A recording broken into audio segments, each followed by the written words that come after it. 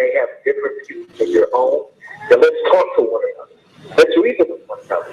From the Scriptural Discussion, the Son of Man, a live broadcast every Sunday at 12 noon on TV 33, FM 88.1 WBCR, and Comcast 8. So why don't you call and let's discuss the Holy Bible, and if you have one, the Holy Quran, and come to an agreement about the Holy Scriptures and the truth is.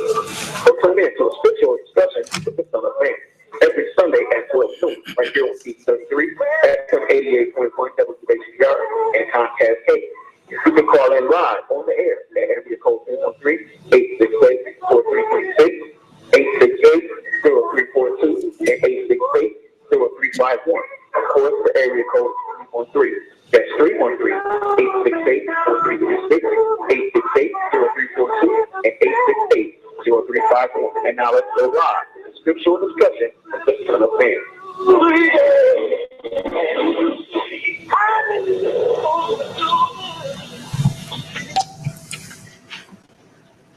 In the name of Allah, the Beneficent, the Most Merciful, the Truthful, and the Most Just. Once again, with the greeting words of peace from the Lord of the worlds. May Allah's Salam Alaikum. I want to say to all of you that consider yourself a decent, intelligent, and just person.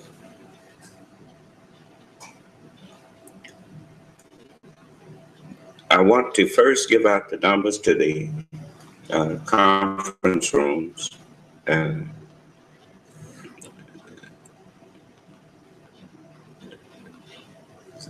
Area code 605. This is the high definition. I'm told that it's better sound than this one. And the number is area code 605. 562-3140. Again, that's area code 605-562-3140. The access code is 869-571 pound. The pound key is the one that looks like a tic-tac-toe sign. Again, that access code is 869-571 pound. The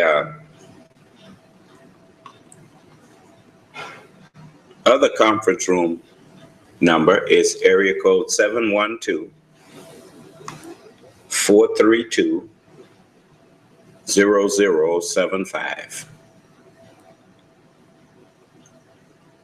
Again, that's area code 712-432-0075. And the access code for that conference room is 912-932 pound. The access code again is 912-932 pound. Now, to those of you who, whether you like or dislike me, that's irrelevant.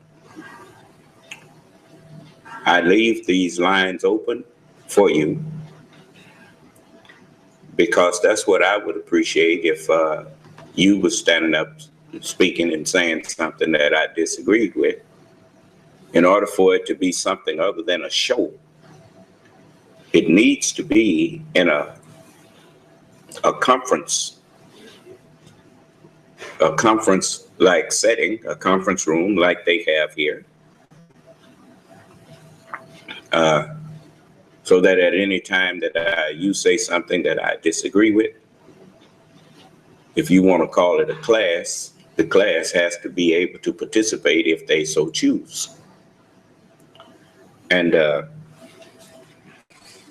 whenever you listening to a person speaking in this world, it's generally done in a show-like environment where it's only one-sided. If you don't like the show, you just turn the channel, because there's nothing much you can say to the person, because you have no way of communicating with them unless you do it by letter or later on. And I don't like that. I don't do pre-recorded things. I like to talk to people. I like to share with people. And oftentimes the questions that you ask me concerning something that I say, and questions that you ask most of the time is about something that I have not said. But it always helps me to know more, because it is by questioning. It's just like a man that's digging up.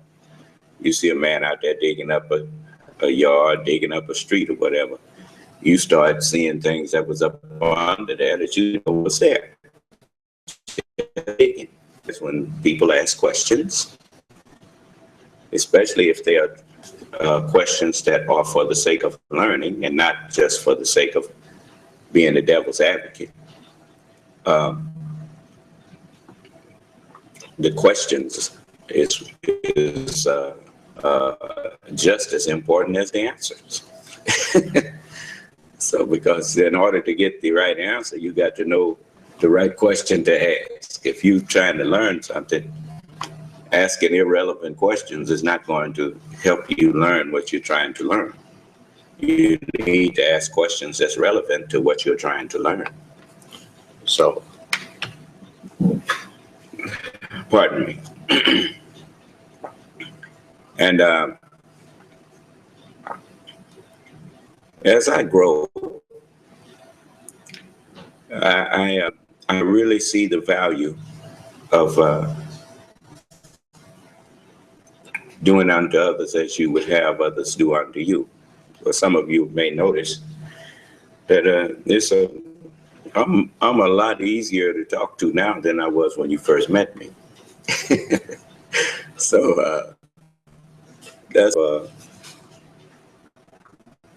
matured a little more, you know, and hopefully that's what we all do as we travel around the sun. You know, when you think over people saying how old we are, you know, when you think over what age really is, you start realizing that life is just a fleeting moment.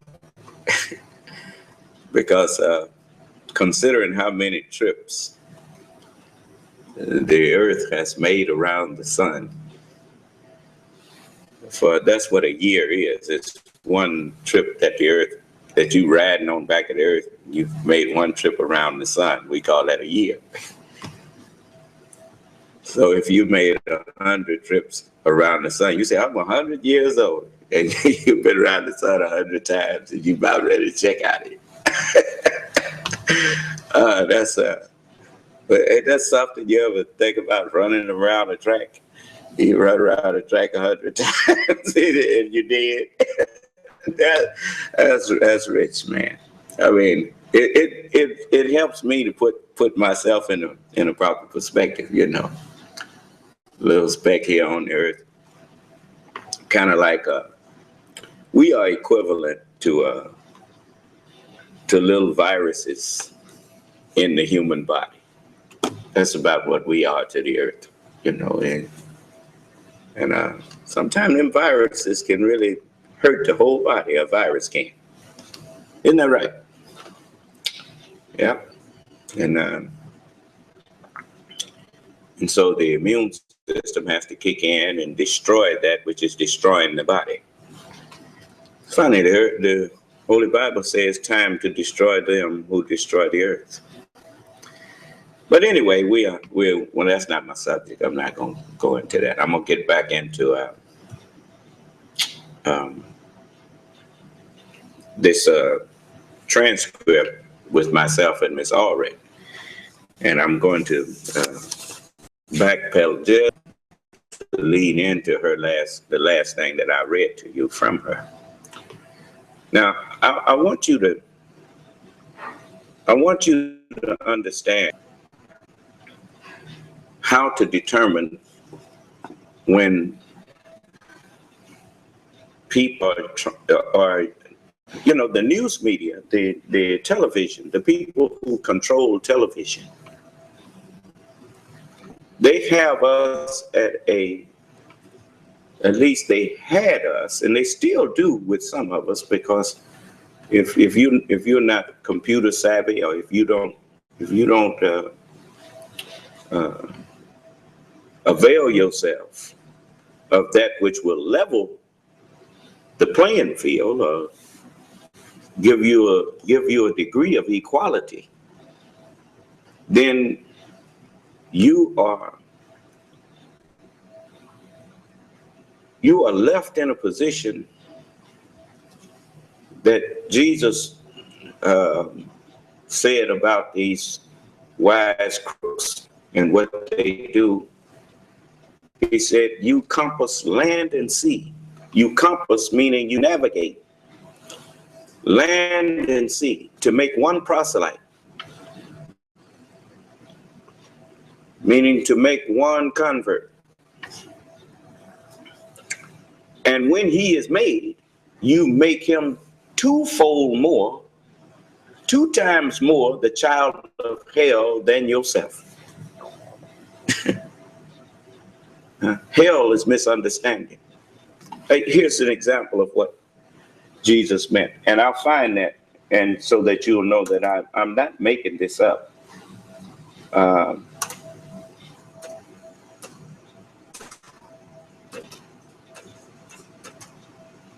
Matthew chapter 23, verse 15. It's in the 23rd chapter of Matthew, and the 15th verse. And Jesus was passing out some woes there. And as he said, woe unto you, scribes. Scribes was the people who were knowledgeable of reading and writing. Woe unto you, scribes and Pharisees and hypocrites. And the Pharisees was a religious, Jews, and the Sadducees was 2 religious sects. It said, for you compass sea and land to make one proselyte. And when he is made, you make him twofold more the child of hell than yourselves. And that's true. Twofold means 2 times. Now, let me explain to you. When you already don't know, when you are already ignorant. And then you go to someone who claims to understand something that you don't know, that you don't understand. And when you trust them to teach you, then if they really didn't understand and were just lying to you,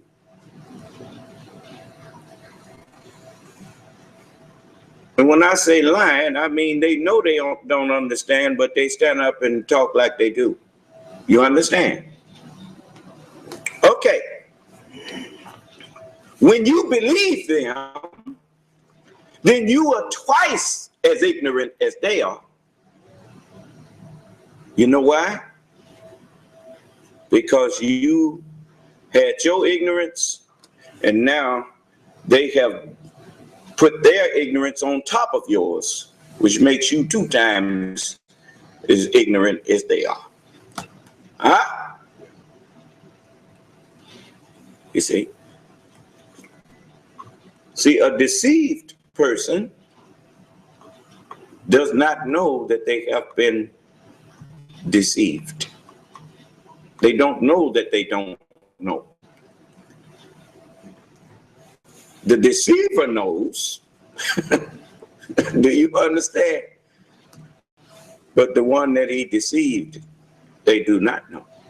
So,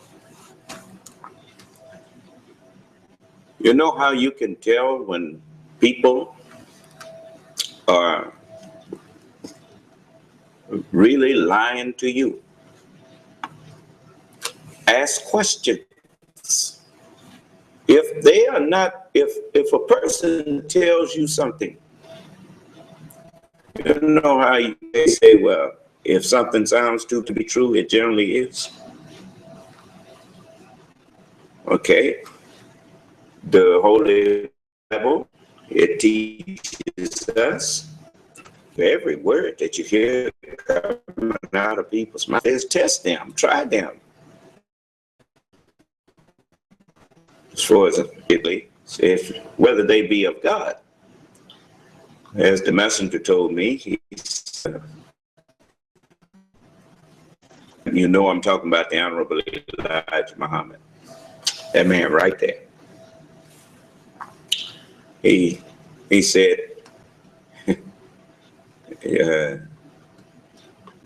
as we go through life, you know, you can't believe everything that people tell you. Say you got to. Don't be careful that you agree on the truth. He said, be careful that you don't agree on falsehood. Huh? How you going to be careful not to agree on a lie? Well, you listen not for a lie, you listen for truth.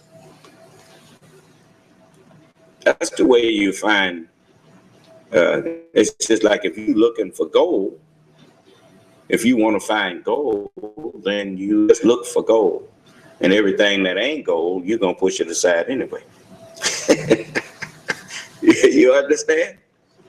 You see, if it ain't gold, then you push it aside. If it ain't truth, then, you know, truth always provable. There's no such thing as truth that you can't prove. It may be truth that you have that you can't prove, then it's your belief. You are called a believer. But to the one who can prove it, that man is a knower of the truth. Huh? Yes. And so this is what I do. I teach you with, and since you didn't know it, you either believe me or you don't. Whosoever believeth in him shall not perish, but have everlasting life. That's what the book teaches. Are we clear?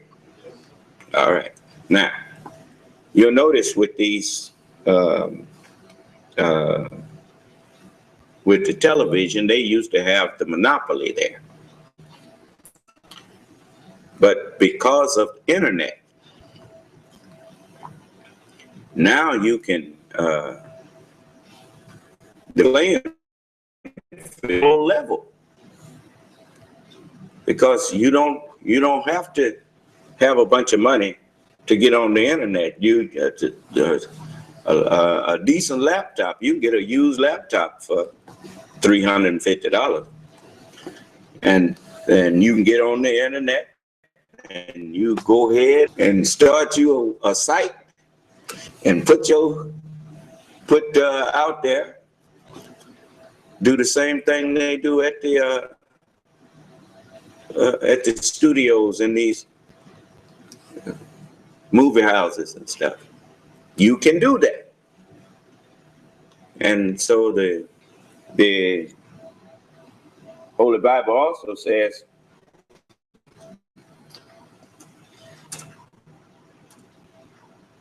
just a moment.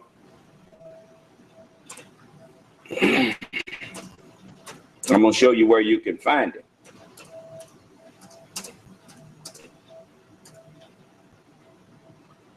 Go over to the book of just a moment. This thing is running kind of slow here. Find like unto a net. Matthew chapter 13. And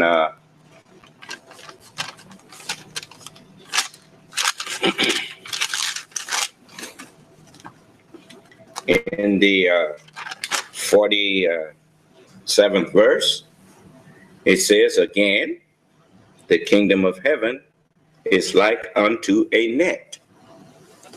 And you call this, you notice, remember Jesus when he told the people in Luke, the 17th chapter? Yeah, I'm taking my time because I want you to know that everything that I'm saying to you is the truth. And I'm showing you where I'm getting this from. In the 17th chapter of Luke, now the kingdom of God and the kingdom of heaven is the same thing. Is there anyone who disagrees with that? Okay. Now let's go here and the 20th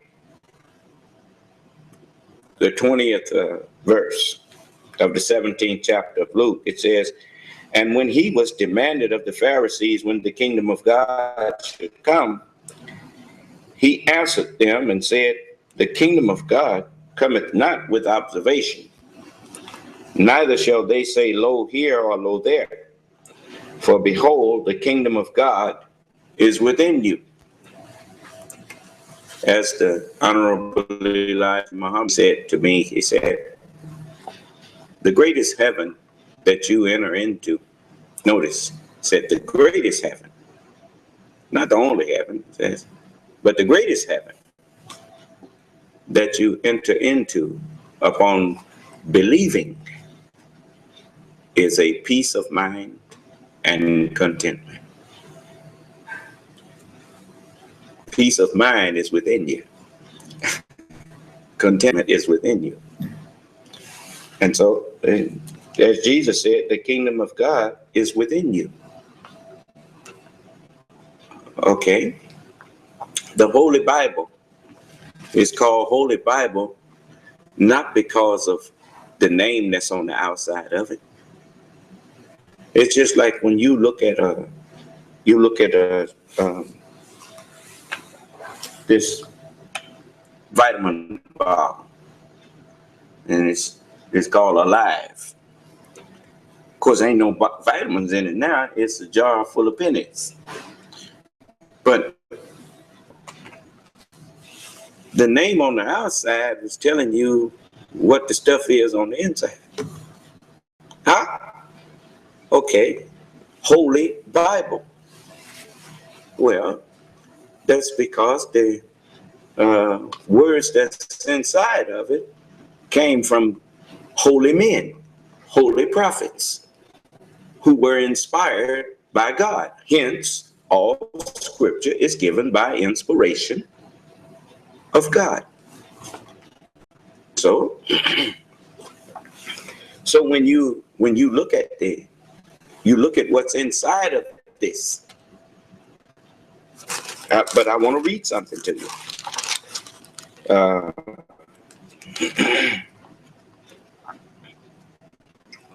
Prophet Muhammad, he said concerning poets and prophets, he said the poets are kin to the prophets. I'll show you an example.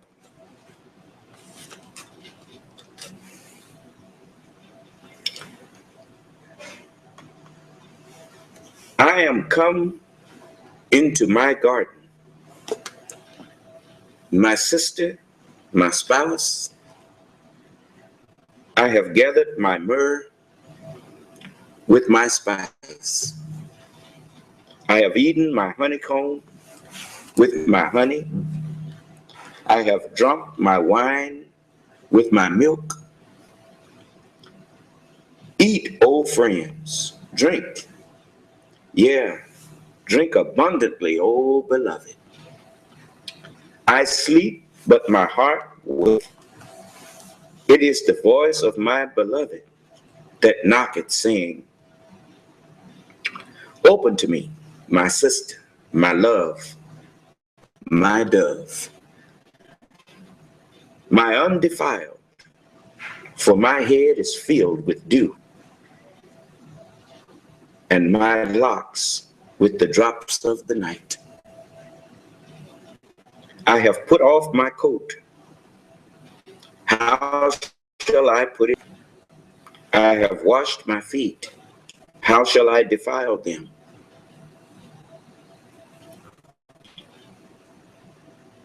My beloved put in his hand by the hole of the door, and my bowels were moved for him. That's in the Songs of Solomon. That's in the Bible. Sounds like poetry, huh? You see? So, what did Prophet Muhammad say? The poets are kin to the prophets. You know? Even I think, I don't know if it was Edgar Allan Poe, one of the others, but he said, life is a tale told by an idiot, full of sound and fury, signifying nothing.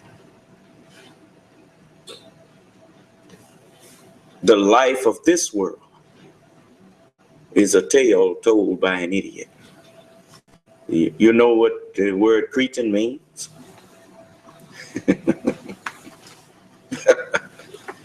You go to a football game, it's full of sound and fury, signifying what? It's nothing. Basketball, nothing. Baseball, full of sound and fury, signifying nothing. Men fight wars. What did all them people lose their life in Vietnam for? World War II, World War I. For what? What changed?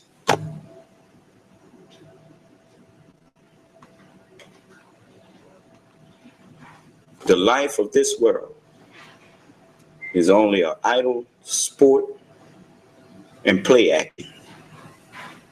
The whole world is a stage and everybody playing a part. How you know that? Because the books that they studied out of was full of lies.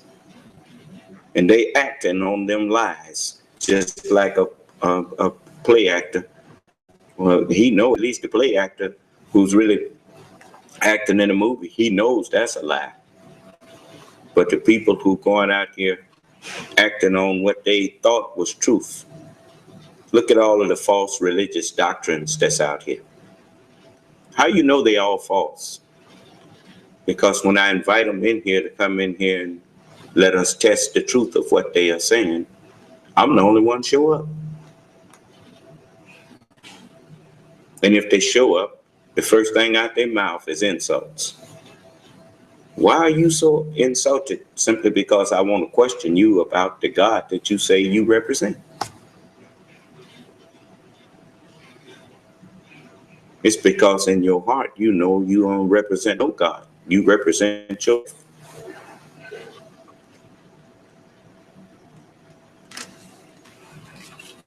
That's one of the main reasons why them women that's running on all of these between CNN and Fox News don't want to come on here and talk with me. They come on here once and that's it. Two of them did. And then got in because I asked them a few questions.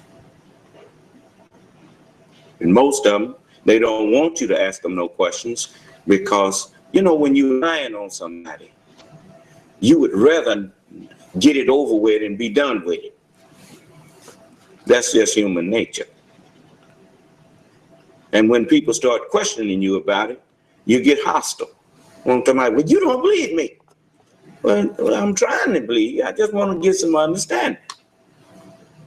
Then they fall out with you. Huh? You know? So, now remember now, this ain't Fox News. This ain't CNN. I gave you the number to the conference room. All you got, and tell me what you find wrong with anything that I say.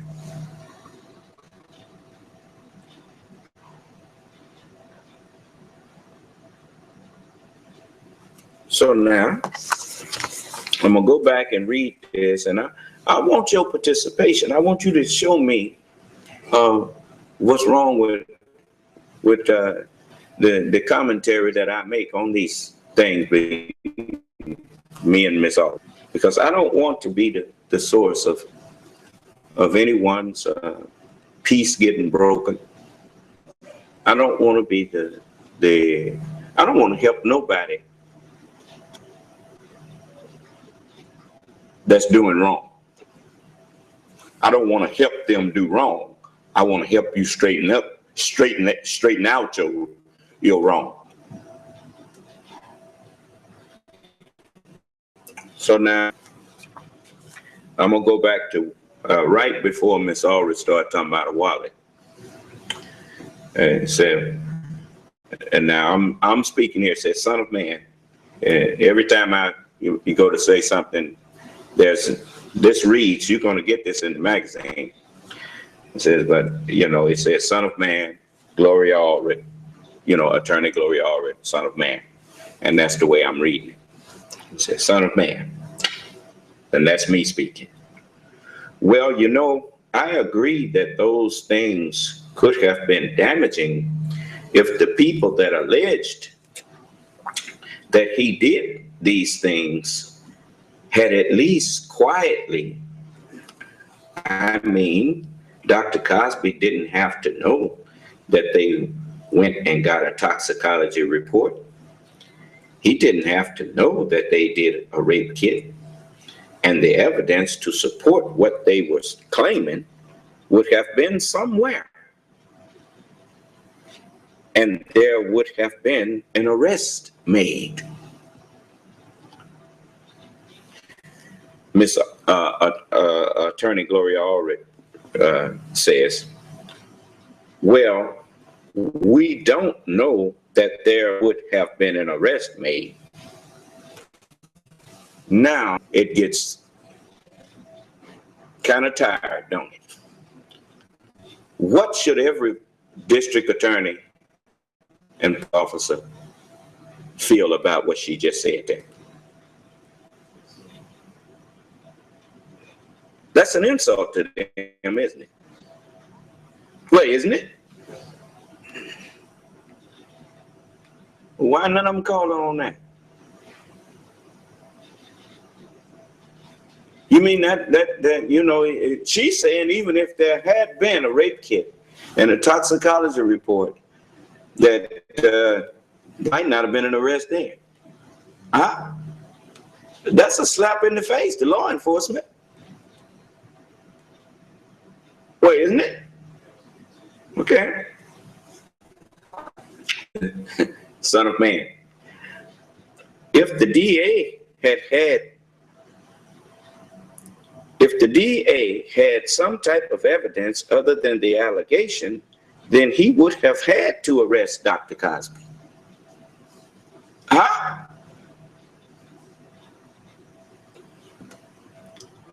Attorney Gloria Allred. No, he wouldn't have had to.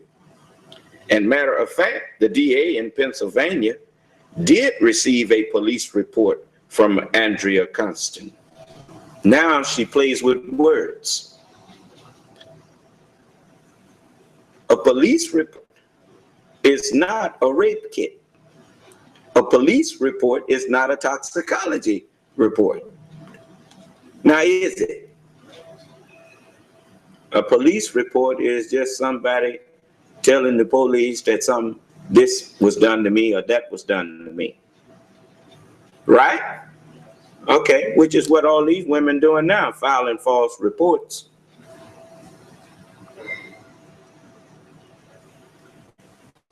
Then it said, she said, no, he wouldn't have had to. And matter of fact, the DA in Pennsylvania did receive a police report from Andrea Constant, and despite the fact that she had 13 Jane Does on her lawsuit, he didn't prosecute Mr. Cosby. So now she's playing on your and my ignorance, and at least attempting to play on our ignorance, is that a district attorney can just come in there with a bunch of people claiming that somebody did something to them in the way of rape and drugging them. And he gonna come in there, the first thing that's gonna be asked is what kind of drug did he give them, and where is the rape kit that proves that it was his DNA with these women. And then it still ain't cut and dry, because you got to find out if there was any kind of conjugal relation between these people.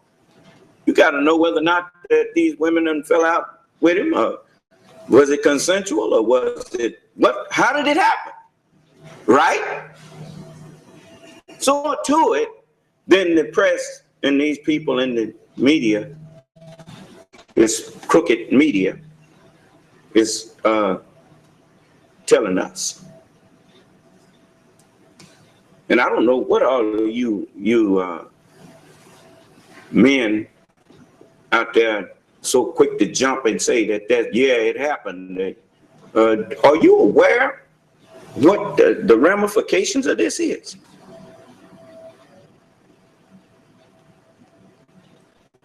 If these women could get away with just claiming that that man raped him with no evidence,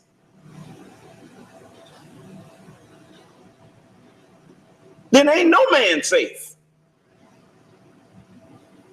And then women say, well, that's too bad. Oh, you got a father, don't you? You hate your father?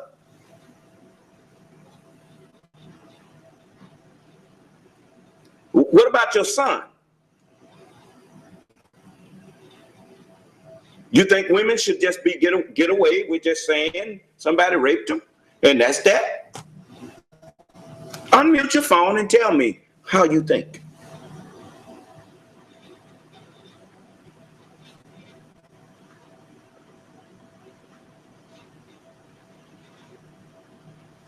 You see what a farce it is on Fox News and all them on that one-eyed liar. Huh?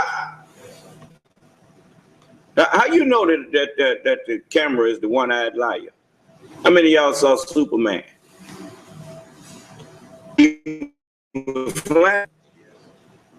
What about the Incredible Hulk? The Avengers? everything that you see on camera is true?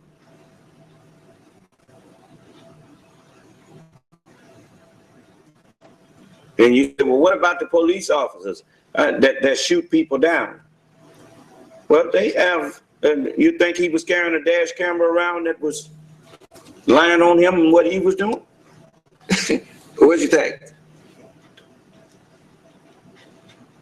Man out there with a cell phone camera, you think he got some wires and stuff up there that he can, you know, I mean, you got people who are in that business on both sides. You ain't just got crooks who know how to do it. You got people who are not crooks, who are honest people that can tell you when something been doctored. Yes. You needn't think that, I remember Elijah,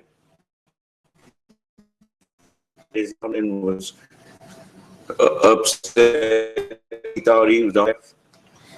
And the Lord said to him, what are you doing? Elijah said, I'm the only one left. He said, and the Lord told him, I have 7,000 souls that have not bowed out of this stupor you in here. Huh? Yeah. It's a whole lot of people that ain't going along with this lie that these people putting out here. Of course, you know how you know that it's a propaganda thing. The only side they show is people who agree with them women. Huh? They don't bring nobody on there that disagree with them women. Whoopi got in trouble for saying something about it, didn't she? Yeah.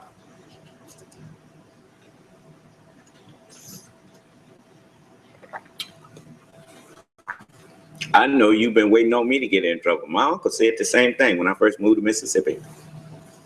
Came right before we were there in a little barber shop I had.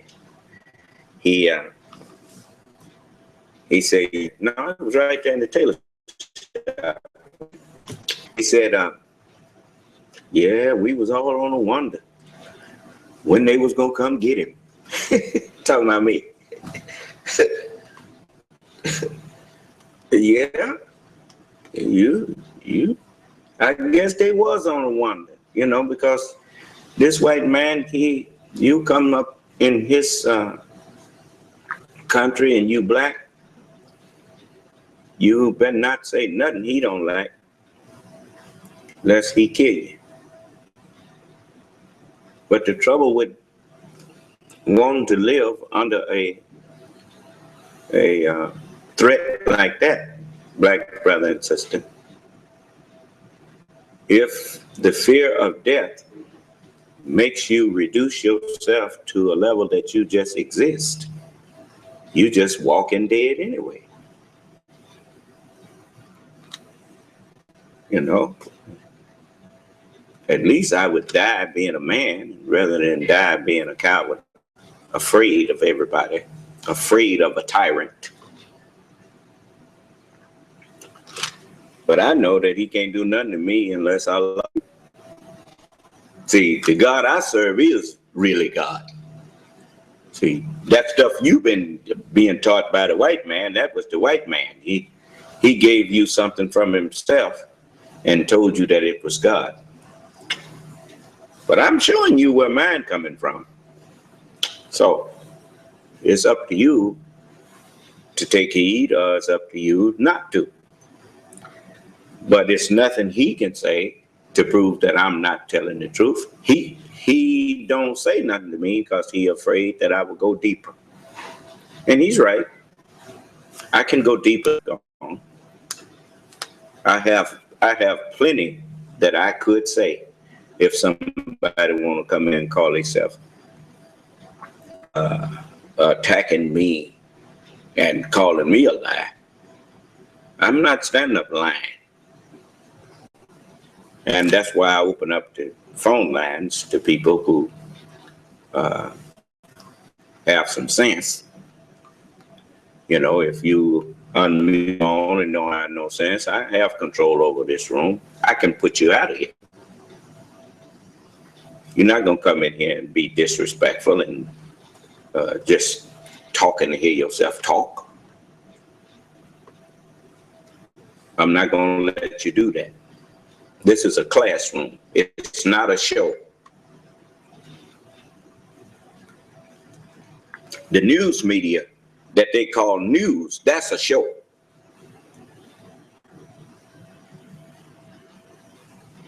So let's go here. Let me read Miss Aldrich's response again. No, he wouldn't have to. He wouldn't have had to. And matter of fact, the DA in Pennsylvania did receive a police report from Andrea Constant, and despite the fact that she had 13 Jane Does on her lawsuit, he didn't accuse Mr. Cosby. Now comes the issue that you just raised, which is, well, a rape kit, DNA. You know, if a man is walking down a dark alley and somebody steals his wallet, nobody says that it's necessary to have DNA to prove that somebody stole his wallet.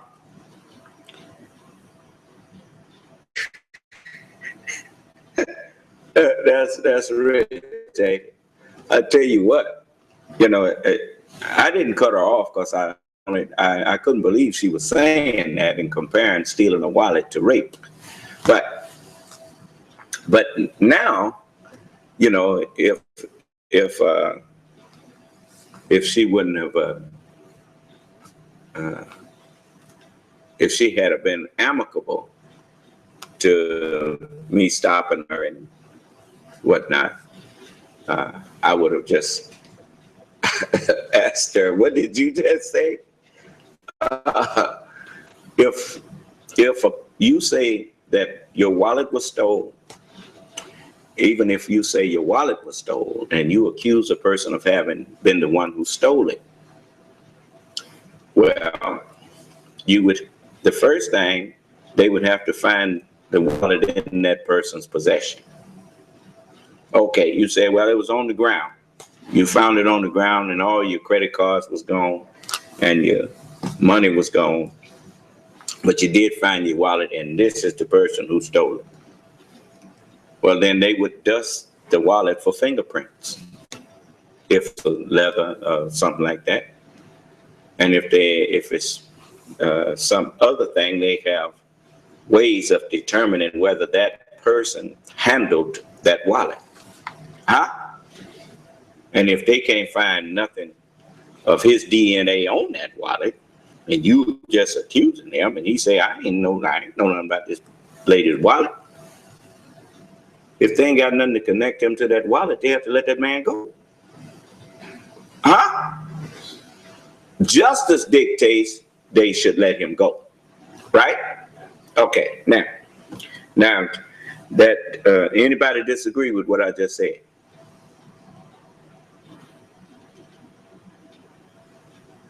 Now, this to show you how weak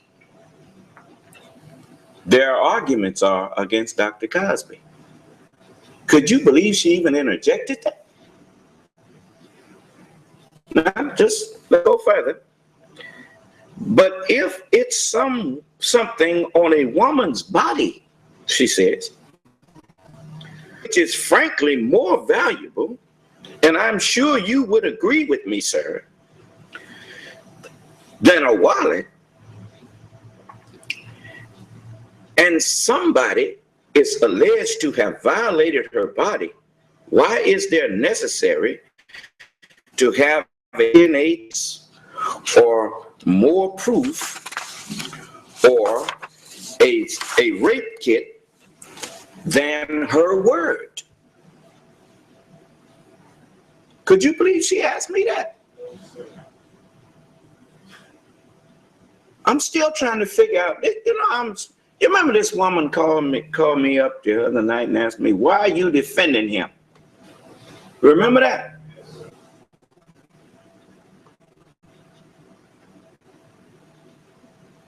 On what are you all who are against him basing not defending? This lady is a lawyer, supposed to be, and she's a wait. She wants to know why there should have to be a rape kit. I'll show you, and maybe a one picture. You know, they say one picture is what? Worth 1,000 words. So let's see.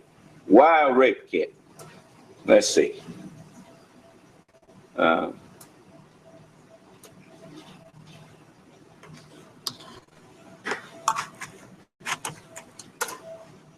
Just give me a minute.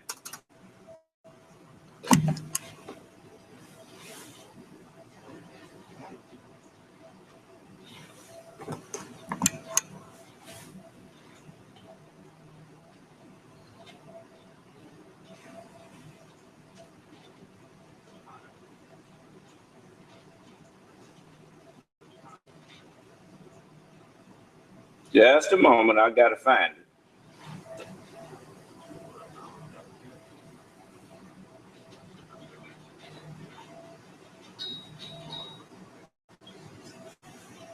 I want you to listen. This is from the, I'm gonna play an excerpt from the movie To Kill a Mockingbird. This is online on YouTube. You go on YouTube and get this. Yeah, Master Pete taking advantage of it.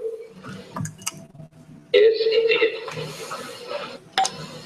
That's all there was to it. Thank you. Did anybody call a doctor, sir? No, sir. Why not? Well, I didn't think she was pretty well beat up, but something sure happened. It was obvious. I'm sure if you say that she was mighty beat up. In what way? Well, she was beaten around the head. There were bruises already coming on her arms. She had a black eye starting.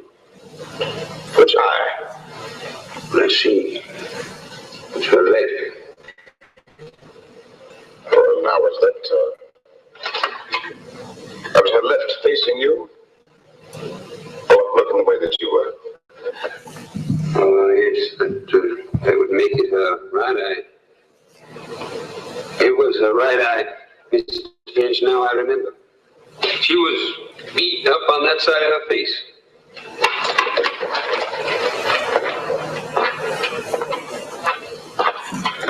Which side again, Heck?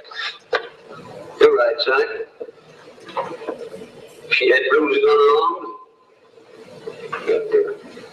She showed me her neck. There were definite finger marks on her gullet. All around her neck, at the back of her throat. I'd say they were all around.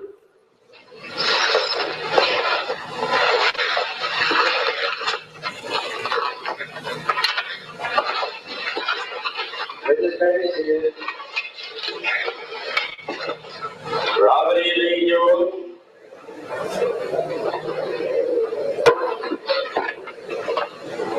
Break down on the Bible, read. You solemnly swear to tell the truth, whole truth, nothing but the truth, help God. I do. Sit down, please. Now, Mr. Ewell, just in your own words, what happened on August 21st? Well, that night, I was coming in from the woods with a load of kindling, and I heard Miguel screaming as I got to the fence. So I dropped my kindling, and I run just as fast as I could run to the fence. But when I got loose, I run up to the window, and I seen him with my Miguel.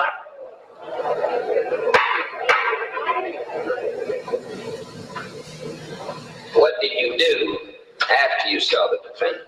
I ran around the house trying to get in, but he done run through the front door just ahead of me. But I seen who it was, all right. I seen him. And I run in the house and pull me out of laying on full squat. And I run Mr. T just as quick as I could. Thank you, Mr. Hill.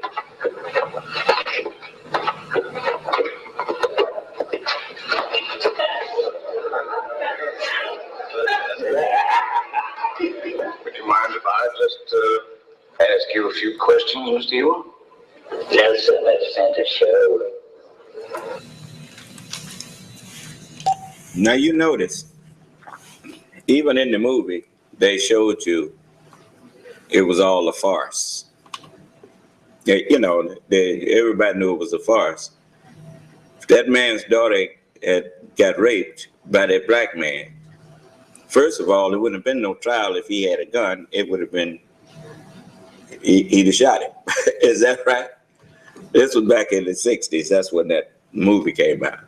Now, and the second thing is, why was he laughing and going on when he mumped the lawyer? And what was the laughter for?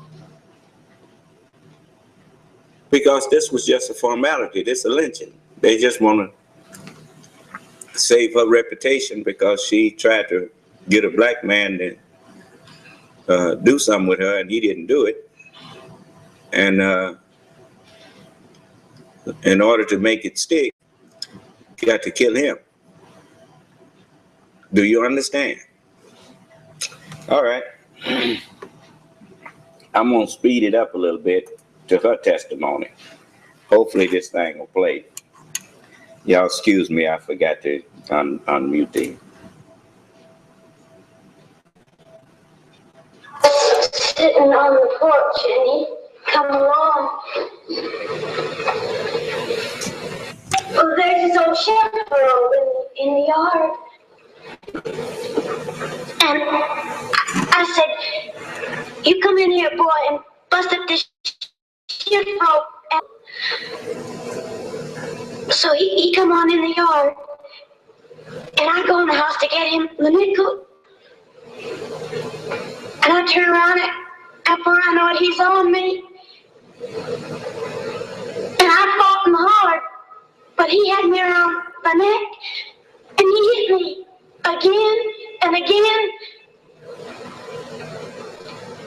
And the next thing I knew, Pop was in the room, standing on me, hollering, "Who done it?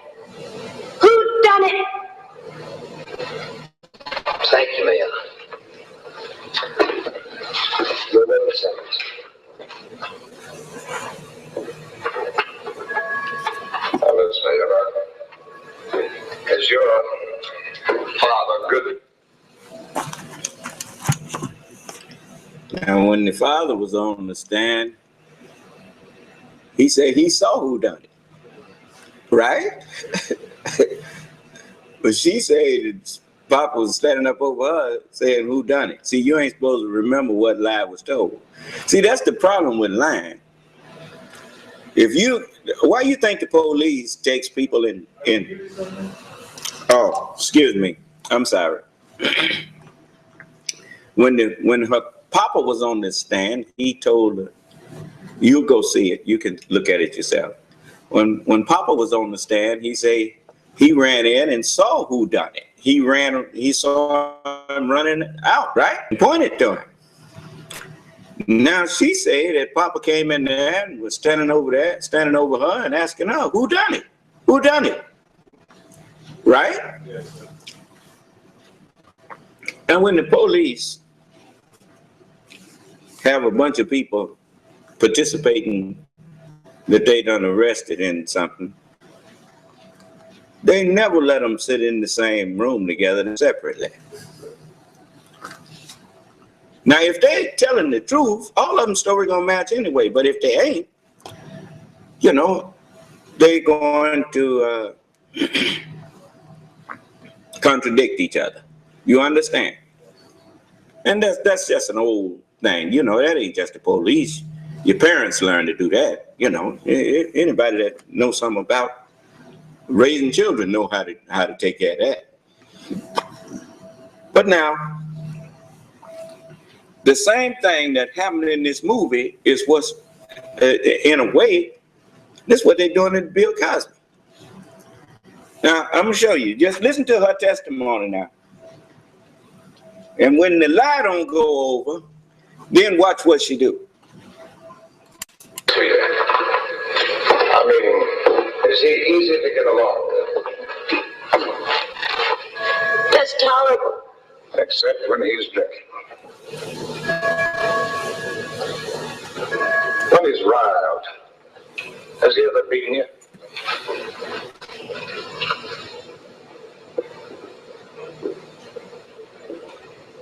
My pa's never touched a hair on my head in my life.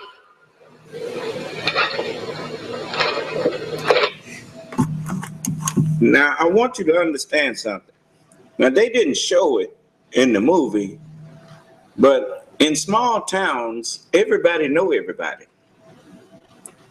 And that one question that he asked in that movie was that, you know, when your pa easy to get along with, she say, most of the time, say, unless he been drinking. So everybody know her papa gets drunk. And so also everybody know that her papa been beating on her from time to time. Is that right? Okay. So he done showed them who really was the culprit here. But they got a black man for a scapegoat, the sacrificial lamb here. Do you understand? Actually, they call him a scapegoat. And that's because whenever, understand this, the symbol for the devil has always been the goat. And so once he was given authority and put his knowledge in us, then you know how you can take anything and change. You can change something that looks chocolate in color. You can put some coloring in something and it can look chocolate, but you can put vanilla flavor in it and you can make it vanilla. Well, Al Jolson showed you what was done to the black man and woman of America. We was black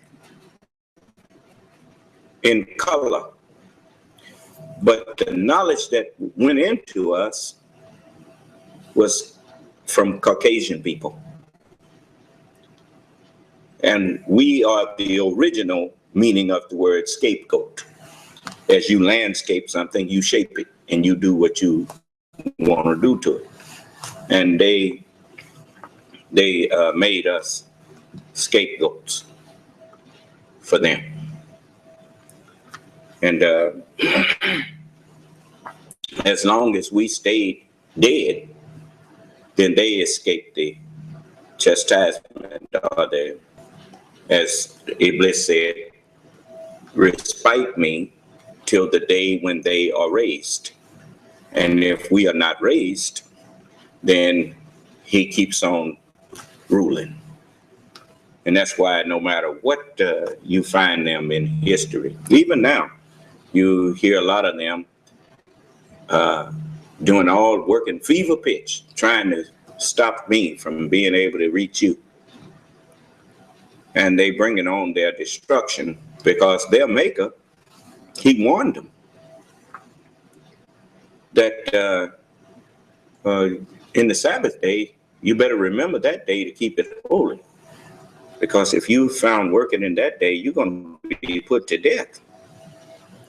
And you see that happening all over the earth now. People trying to continue to perpetuate this evil world, this evil way.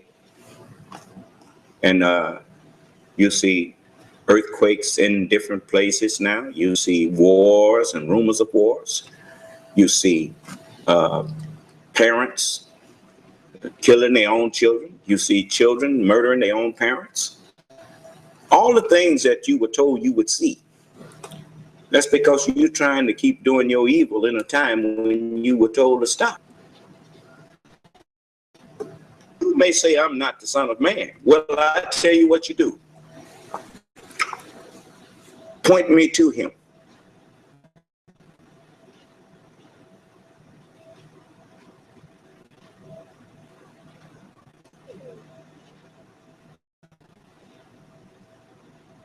Introduce me to the Son of Man that you claim you know.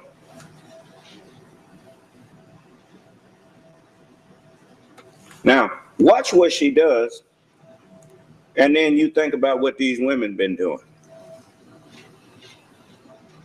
All they got is a bunch of accusations. They ain't got nothing. And then when you don't believe them, then they start saying you low down, and you this, and you that.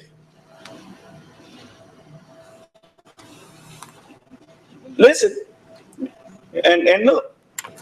You say that you asked Tom to come in and chop up what was it?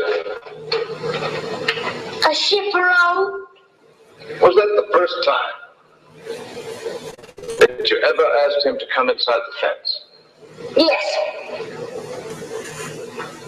Didn't you ever ask him to come inside the fence door?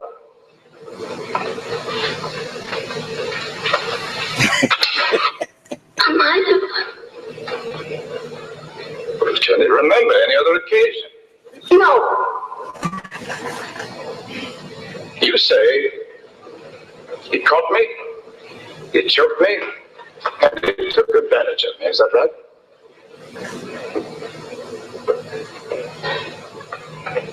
Do you remember him beating you about the face? No. I don't recollect if he hit me.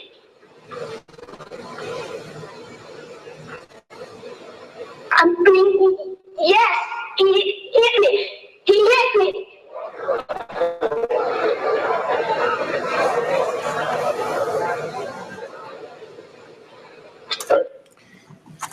You remember when on The View and Whoopi asked her, so Bill Cosby didn't rape you then? Fake did. She said, you don't know.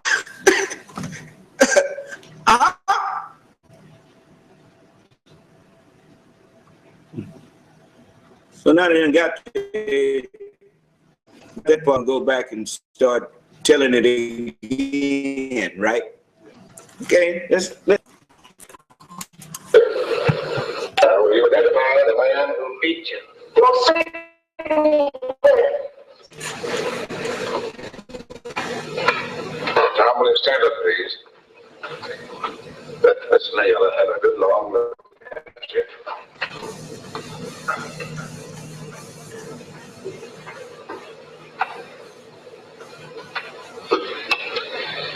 Tom, will you catch this, please?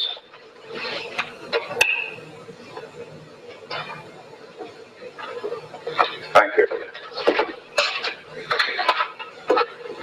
Now then, this time, will you please catch it with your left hand? I can't, sir.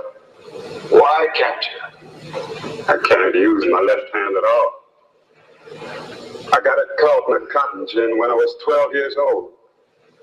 All my muscles were torn loose.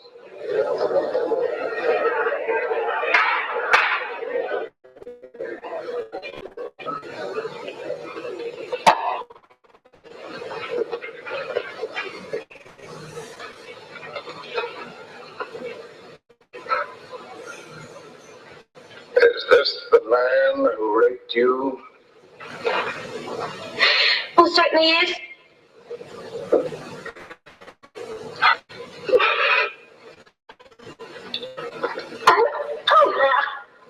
He done it. He just done it. You have testified that he choked you and he beat you. You didn't say that he sneaked up behind you and knocked you out cold. They said that he drugged them and then he assaulted them. Right?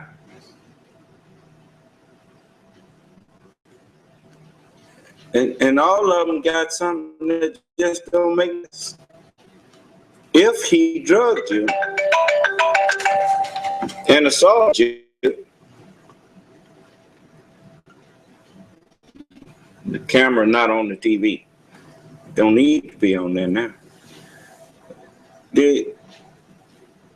If he drugged you to assault you, why did he wait till you woke up to decide to do what he did? Then when you ask them, did he rape you? They said no. Well, what drug you for what then? What kind of drug did he use? Now everybody will holler Quaaludes, right? Is that right? But before, they didn't know, did they?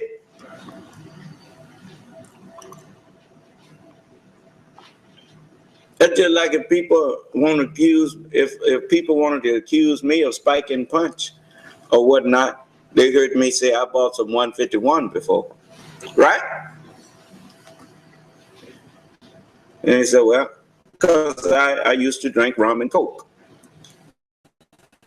And, you know, they would say, well, he put some 151 in there. And then you say, well, I heard him say it.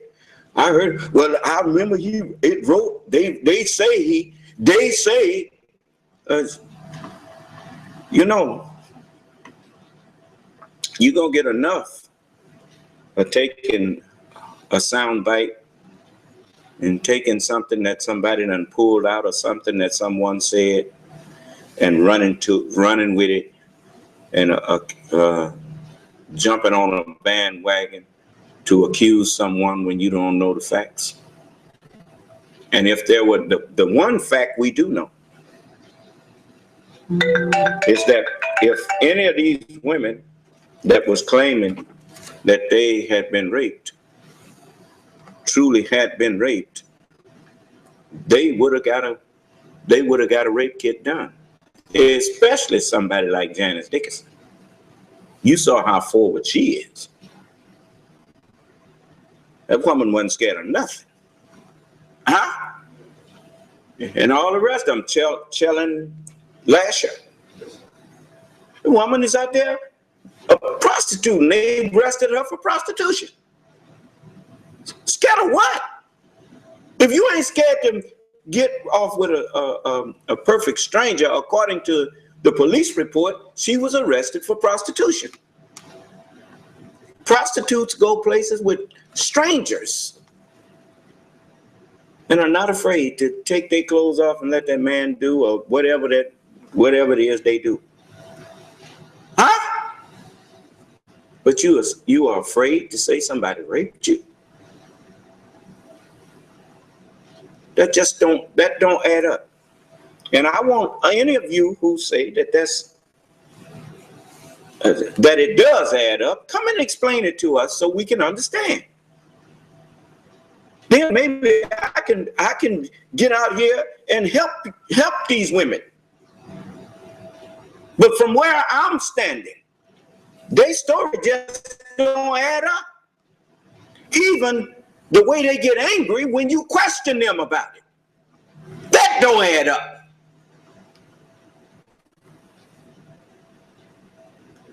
Watch this. Forget. But that you turned around, and there he was. You want to tell us what really happened? I got something to say. And then I ain't gonna say no more. He took advantage of me. And if you find fancy damn ain't gonna do nothing about it, and you're just a bunch of lousy, yellow, stinking cowards. The whole bunch of you, and your fancy ass don't come to nothing. Your mammoth and your McMahon, it don't come to nothing, Mr. Biggs.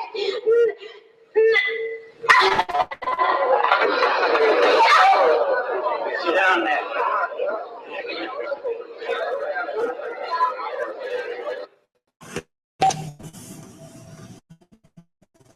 If you lie, don't fit.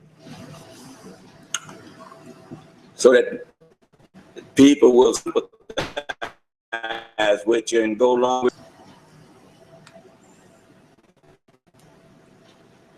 Well, that's you can do that to children. Children to go patting a thief on his back, cause children to go patting a murderer on his back. But intelligent grown people, they know better than to go along with you just because you throw an emotional fit. I mean, your story just don't add up. Remember when Jewel Allison asked me, what if it was your mother or your sister? What that's got to do with anything? If it was my mother or my sister, before I go running off over here talking about doing something to somebody, I want to know what in the world was you doing over there? What happened? Let's go get a rape kit. How come you didn't come tell me so we could go down there and get a rape kit and do a drug test to see what? Because the first thing that any intelligent person gonna ask is, what did he slip you? And then they want to know that this person did this. So, what did the rape kit tell? Did they do the DNA and find that it was his?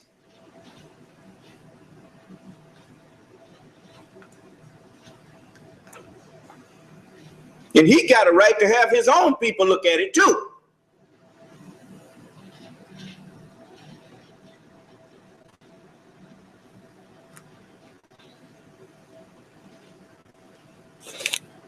But no, you think you're going to get me all wound up.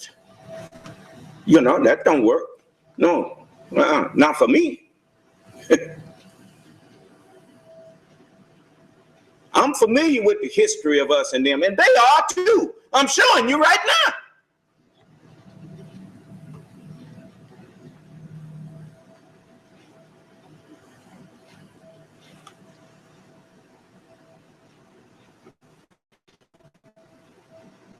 Up there talking about, do you swear to tell the truth? And the minute they open their mouth, they're lying.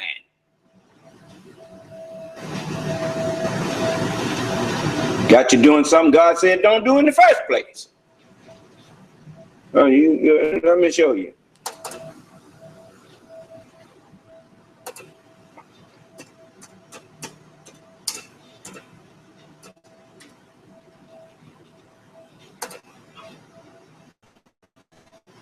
It's here in the book of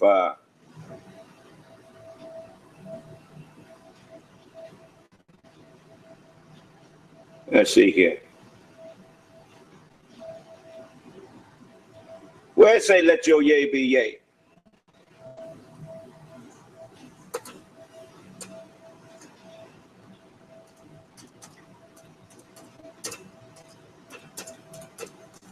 Matthew chapter 5, verse 37. Matthew chapter 5.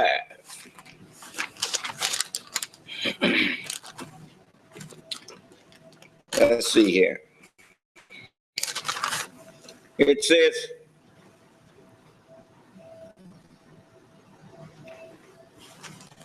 this is the 34th verse. Well, let's go to the 33rd verse. Jesus said, again, you have heard that it hath been said by them of old time, thou shalt not forswear thyself, but shalt perform unto the Lord thine oaths.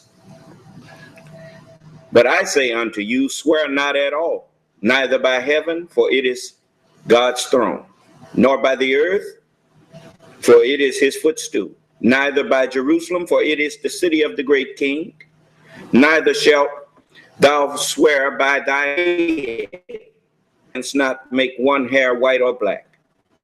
But let your communication be yea, yea, nay, nay. For whatsoever is more than these cometh of evil.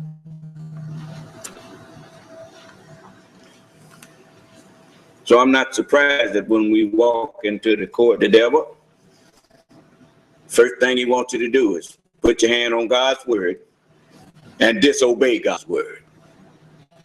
Stand up there and swear on the very book that told you don't do that. How about it? Am I wrong or right?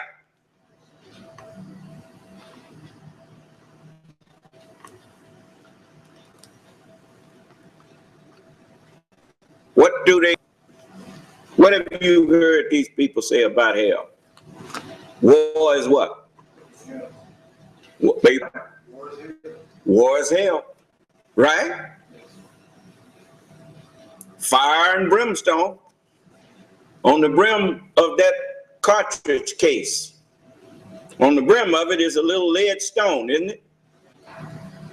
And when they put fire and make that explosion, that stone on the brim of it takes off, don't it? To do what? To go kill somebody, huh? So they said war is hell.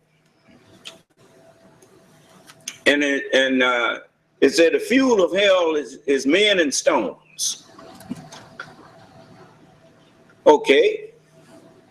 They call the military Uncle what? Uncle what? Well, what in Sam hell are you doing? Is that what they say? Yeah. You know, they've been telling us who they are all of the time. We just didn't hear. But I hear and I see. And the biggest error you will ever make is to come in here, call yourself attacking me for speaking the truth about you or anybody else.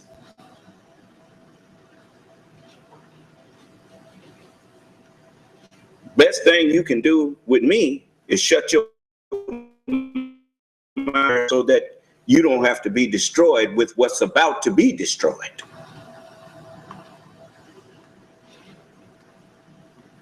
Because if you don't get your mind changed, you're going to check out of him.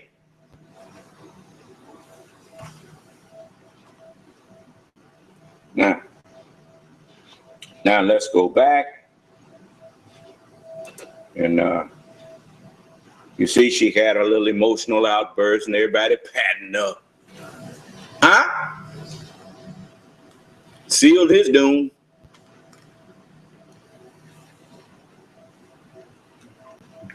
Coming out there, crying and whining and going on, thinking somebody gonna forget that you ain't got no evidence that nobody raped you.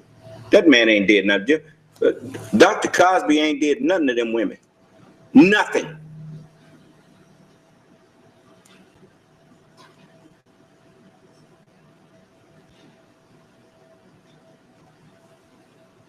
Then CNN and Fox and all of them bring all these people on there, trotting them out there one by one, and then they give their script to the people who on there talking about it, sympathizing with them, playing on your sympathy, playing on your ignorance.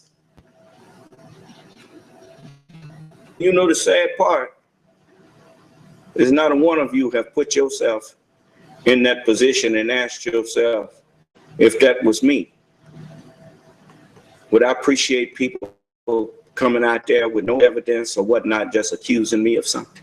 Would I appreciate the news media for just putting that out there with allegations and no evidence?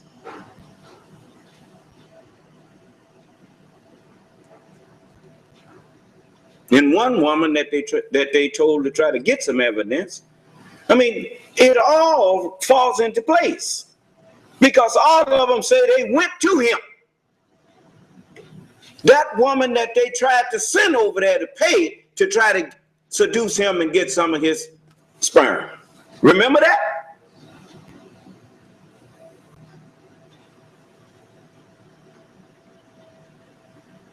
All of them said he went there, but he put them in the cab. Huh? Sent them about their business. How did he get his address? The people who sent him over there gave him his address.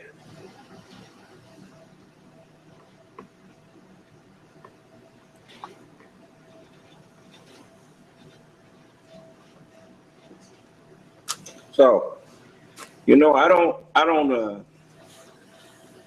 don't buy into what they selling. And you're foolish to do so. Hear this woman talking about why does they need, what she say? Why is her word that she was raped not sufficient? Does there also have to be some kind of rape kit taken? That's a whole other issue for another time. But I just posed that as a question. Why would you pose that as a question in the first place, being an attorney? Why would you pose a question like that?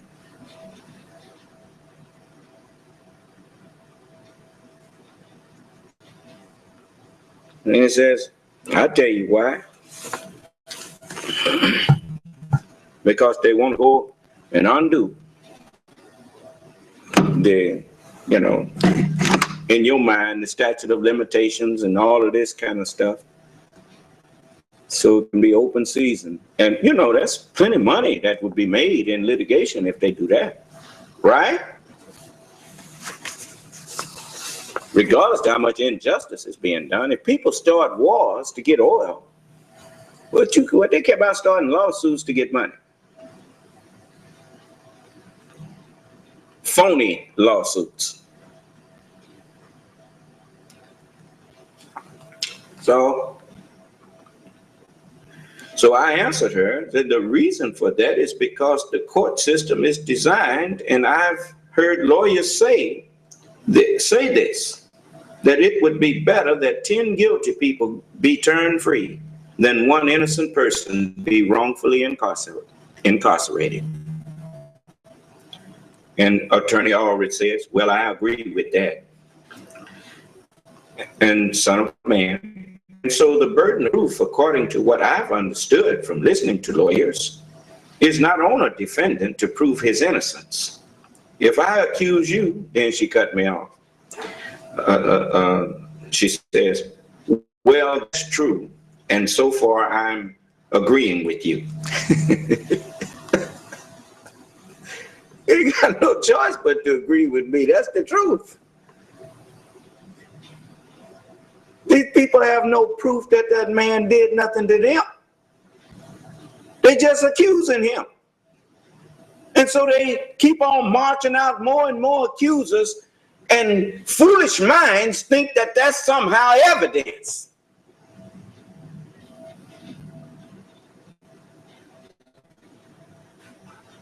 Just because all of those who were ruling America was accusing the black man of being inferior and having and came out with a science on it. The thickness of his lips and the broadness of his nose and the forehead. He had something in there about our forehead. And see, this is proof that he's inferior. And they was all saying that. Right? Why you got to go through all that to prove somebody's inferior? I mean, really. Come on in here and share that with me. How's your daddy inferior to you? Because I'm your daddy, you know. You know, we got our old segment there. Who's your daddy?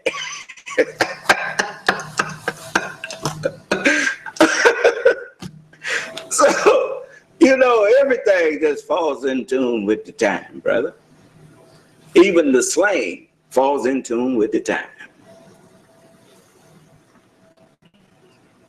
Coming in here, I'm not inferior to any man. How in the world, me being the original man, how in the world you was designed off of me?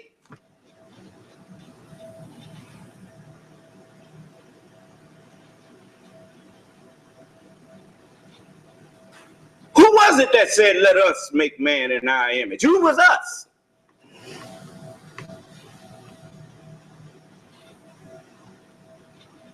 I don't want to talk to him. I want to talk to me.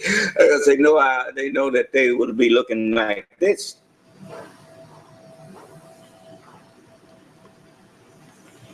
No. You courting your own doom and plotting against me.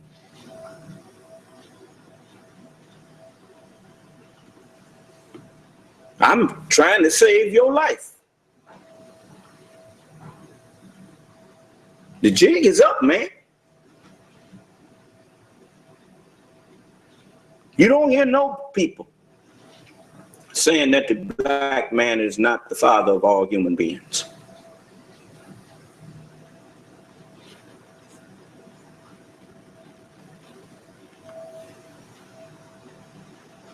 Well, that's enough on that. Now let's go and prove what else we had to say and let you hear it from the horse's mouth. So I know you'll be hollering, I don't believe that stuff. Well, let's see here. I'm going to go back to Monsanto for a minute. In a world economy where information is filtered by global media corporations, keenly attuned to their powerful advertisers, who will defend the public's right to know? And what price must... In a world economy where information is filtered by global media corporations... You know, I said, I'm not going to lie for you. About a week later, calls us back to the office and says, okay, we'd like you to make these changes. In fact, you will make these changes. We said, let us show you the research that we have and show us the information you want us to broadcast isn't true. To which he replies, I don't care about that. Pardon me? And he said, that's what I have lawyers for. Just write it the way the lawyers want it written. I said, you know, this is news. This is important. This is stuff people need to know. And I'll never forget, he didn't pause a beat, and he said, we just paid $3 billion for these television stations. We'll tell you what the news is. The news is what we say it is. I said, I'm not doing that. And he said, if you refuse to present this story the way we think it should be presented, you'll be fired for insubordination. I said, I will go to the Federal Communications Commission and I will report that I was fired from my job by you, the licensee of these public airwaves, because I refused to lie to people on the air. And it's thank you very much. You'll hear from us right away. Well, 24 hours came and went. We didn't hear a thing. And about a week later, he calls us back, and now we've changed. How about if we pay you some money and you just go away? And I said, how much money?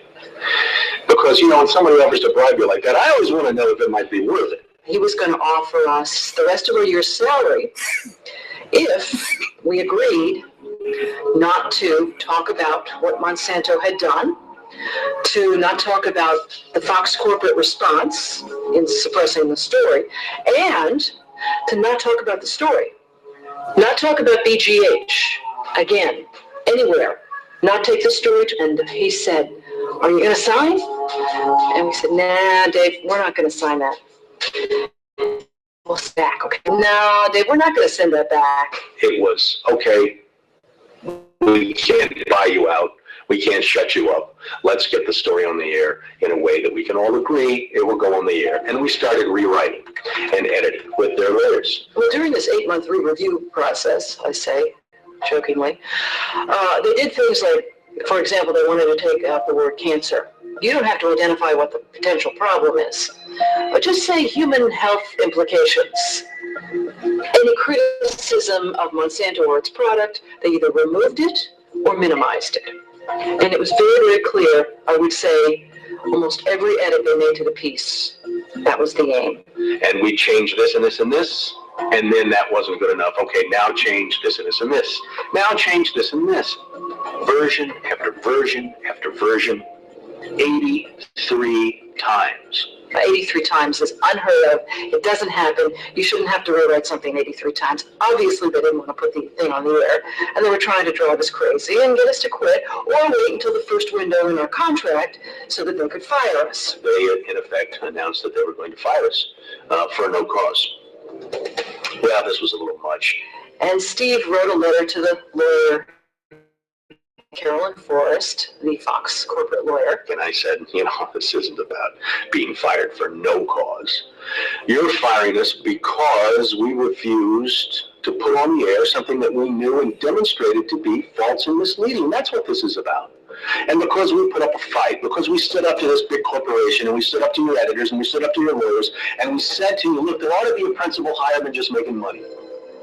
And she wrote a letter back and said, you were right. That's exactly what it was. You stood up to us on this story, and that's why we're letting you go. Big mistake. Big mistake. That says retaliation. You can't retaliate against employees if they're standing up for something that they believe is illegal, that they don't want to participate in. So that gave us the whistleblower status that we needed in the state of Florida to file a whistleblower claim against our employer. What Fox neglected to report is this. Jane sued Fox under Florida's whistleblower statute, which protects those who try to prevent others from breaking the law. But her appeal court judges found that falsifying news isn't actually against the law. So they denied Jane her whistleblower status. Listen to that part again, because that's what the case is with Dr. Cosby. They falsifying a report. They're bringing up false evidence, false allegations, and that's all they are, allegations. No rape kits, no drug tests, no nothing. And blasting it all over the news. But it's not against the law. That's what they going by. See, the kingdom of heaven is like unto a great net. You notice they even call the places where television is done networks. Is that right? Well, they cast into the sea, they broadcast into the people, and it's up to the people to look carefully into things. As the Holy Quran says, O you who believe, it warns me as a messenger of God. I am a believer in the word of God. I don't just hear it, I act on it. All of the messengers of God, they had power, man. And they couldn't do like senators and congressmen and mayors and governors and whatnot. Even though they have power, they don't care what matters. They don't care. They don't look into matters. They look into gossip. Most of them go with whatever the voters, whatever is popular with the voters.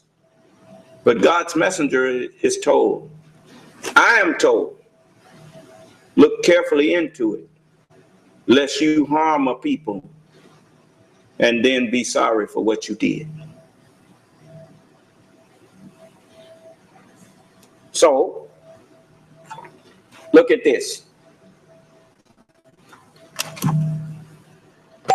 News isn't against the law. So they denied Jane her whistleblower status. Actually against the law. Breaking the law. But her appeal court judges found that falsifying Jane sued Fox under Florida's whistleblower statute, which protects those who try to prevent others from breaking the law. But her appeal court judges found that falsifying news isn't actually against the law. So they denied Jane her whistleblower status, overturned the case, and withdrew her $425,000 award. Canada and Europe have upheld the ban on RBGH. Now, that's Fox. Let's check CNN out. Now, that was Fox. Now, let's see what CNN was doing.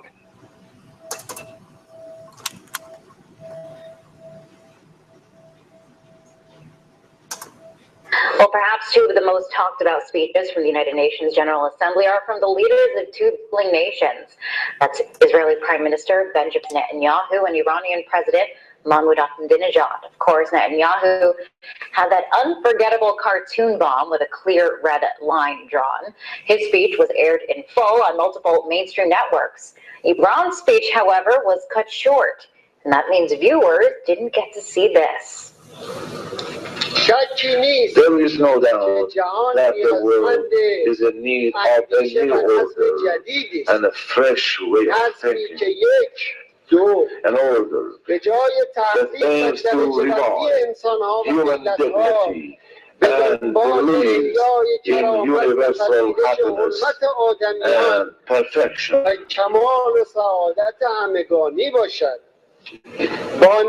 An order which is utter peace, lasting security, and welfare for all walks of life around the globe. An order that is founded upon trust and kindness, and brings thoughts, hearts, and hands closer to each other.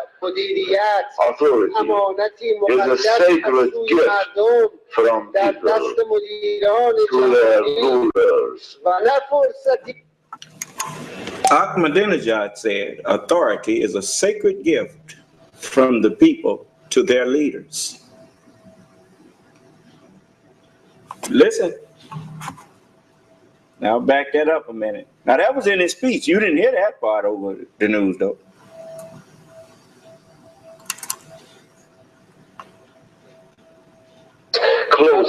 Closer to each other.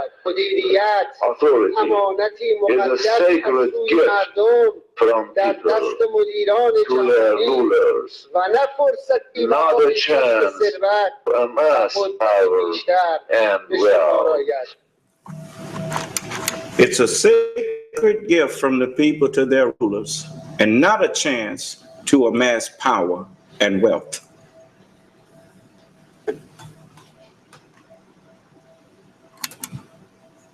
Now, omissions like that make all the difference in how the Iranian leader is portrayed. It means the difference between a warmonger and someone opposed to war. So what else isn't being reported, and what are the ramifications of this kind of selective reporting? To discuss this, I was joined by Amber Lyon, 3-time Emmy Award-winning journalist, photographer, and filmmaker. Well, I really worry here that the United States public is being led into another potential conflict with Iran, the similar way that we were led into the Iraq and Afghanistan wars, because you're starting to see the mainstream media really overhype the situation in Iran and omit important facts like what you just showed, Liz, where Ahmadinejad was saying that there are options for peace. But if you go back and look at the way that CNN and other mainstream outlets covered that, they ignored that part of the speech. And if you look at all the propaganda being fed to the American public right now in terms of Iran, we have movies here coming out, Argo, we've got the mainstream media oversaturation of coverage of the Iran situation. And, you know, based on everything that's happening here in the U.S., the mortgage crisis, the economy, the fact that most Americans are having problems just getting by day to day, the fact that the mainstream media is over-covering Iran only says one thing to me, and that's that the American public is being propagated into another war, Liz. And why do you think that this is happening? Well, I think that it's a use of propaganda, and this is something that goes back to the terms weapons of mass destruction. The American public was fed that phrase over and over and over leading into the Iraq war, and now we're starting to see it as far as nuclear weapons and Iran goes in the U.S., Liz. And I just fear that the public is continuing to be fed propaganda that unassuming Americans don't realize they're being fed to lead us into another potential conflict. Now, the job of the media is supposed to be, this fourth estate and to, show, all possible angles and basically just to report the truth. What do you think it is? I know that you work for CNN. Why would it be otherwise? Why would they be presenting war propaganda, as you call it? Well, I really can't speculate as to exactly why this is going on, but I can tell you that when I was working for CNN, we have a documentary that we aired on the Bahrain situation, and that's where we have our naval base, which is right across from Iran, so we strategically want to keep that naval base, and it was very difficult to get stories on about Bahrain. I even came out a couple weeks ago talking about the censorship of that documentary on CNN International. And above all, Liz, I feel that the American public is not being fed the true story about what's going on in this region, and it's very dangerous, because when the public is constantly fed messages that are potentially leading us into a war that may not be necessary, it's not fair to the American people, and it's not fair to journalism, because the truth isn't being told here. What's being told here is the way that these networks want to spin the truth, and that's leading us into another potential conflict with Iran. And I've been trying to tell my followers on my Facebook page and on Twitter to really open your eyes, because once you notice and start to you take the blindfold off, you start to see all of this anti-Iran propaganda floating through the American mainstream media, and it's symbolic of exactly what was going on before the wars in Iraq and Afghanistan, Liz. Now, we do have a clip of this documentary that you filmed. Want to take a look at it, and then we'll talk more about the documentary and the way CNN reacted to it. Okay. The protesters seem to have disappeared from Bahrain's capital thanks to the intense military crackdown. We ventured into another side of Bahrain, a side the government didn't want the world to see, to find out where they've gone.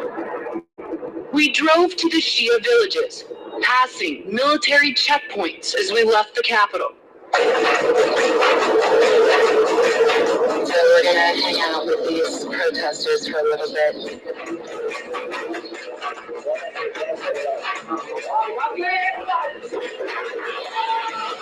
This is what the protests look like today. Young boys who bear gas. Now, the documentary that we just saw a clip of never aired. It never aired on CNN International. Why not?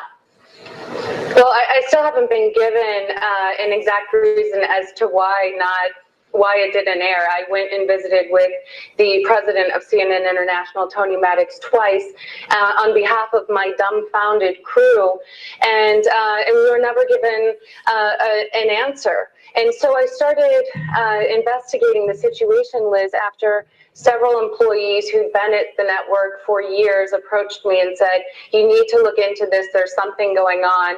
It's very strange, they're not airing your documentary. And after some investigation, we found out that CNN International is actually making money from the Bahrain regime. They are a customer of Bahrain. Bahrain is paying CNN International to create content that shows Bahrain in a favorable light, and then also not only to create that content, Liz, to then air that content on CNN International. And in one of the shows, it was called I List Bahrain. It was back in 2010. It was sponsored by Bahrain, and Richard Quest was live from the country for a week talking about the Formula One race and how progressive Bahrain was and how the Crown Prince was the reformer. Well, we saw in February 2011 that under the Crown Prince's rule, the military troops shot and killed unarmed protesters in broad daylight. And this is very dangerous, because what CNN is doing, and they're not only taking money from just Bahrain, they've also produced similar content for Georgia, Kazakhstan, and other nations as well, Lebanon. And what makes this dangerous is they're not disclosing to the viewers that these sponsored programs are actually being sponsored. Or if they are disclosing it, it's in very small gray lettering at the bottom of the article. And that's dangerous not only to our foreign policy, but once again,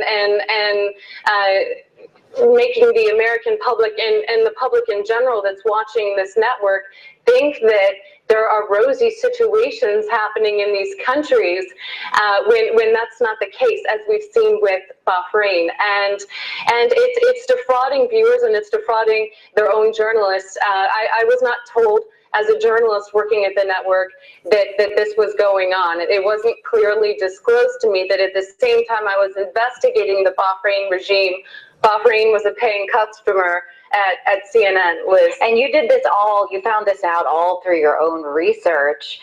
What did CNN tell you in terms of when you were like, why aren't you playing my documentary that I risk danger and to bring this story? And what did they tell you as to, why they weren't playing it? Well, that's what made me more suspicious, is because they never gave us an answer. They never told us why they weren't playing it, even though I asked the head of CNN International twice about it, and even bosses above me told me they didn't have answers for me, and I'd have to go searching for those answers. So that, as the reporter tells me that something's going on, and so on behalf of my crew, who,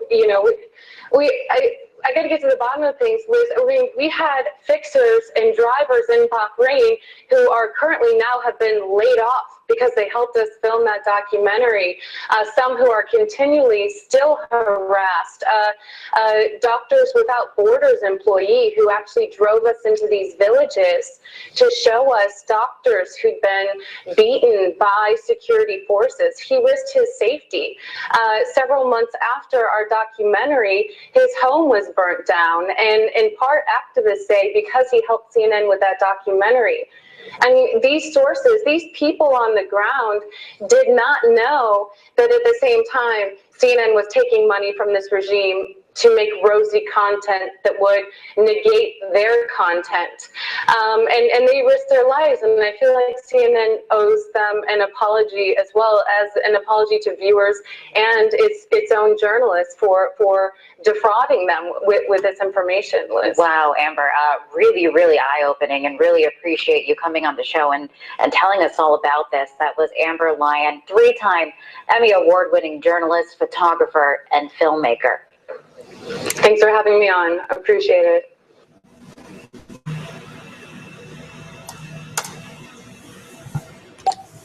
As you can see, they don't care nothing about getting the truth out. They care about making money off of, just like this thing with Dr. Cosby, a very famous man, now accused of, just accused. No evidence, no nothing. 30 and 40 years later, here's some big people coming out here accusing that man, and CNN and Fox News and them running with it, because what? It gets advertisements. People going to come in. If the more people watching, the more they can sell advertisement for that time slot. Is that right? It's all about ratings. And the sad thing, I want to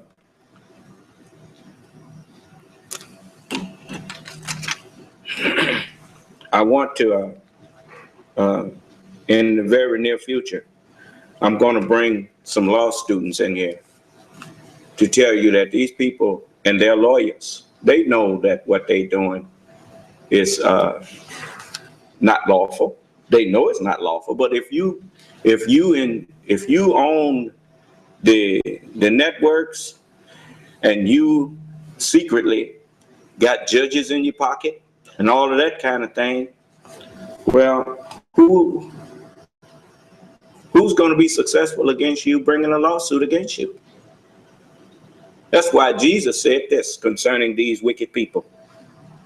He said, when you meet the adversary in the way, agree with him quickly, lest he deliver you to the officer, and I should say, lest he deliver you to the judge, and the judge deliver you to the officer, and he cast you into prison, and I say you won't leave out of there until you have paid the uttermost farthing. Huh? Bunch of crooks, man. Why you think God had to step in? Because that's the only one who can put a stop to what they doing. And he finna put a stop to it. I want to show you something else. These some of these, the people don't they don't make themselves known, but if you look at the stories that they're showing you, you can't do nothing but say, that's right. So I want you to look at this. And this is all on the internet.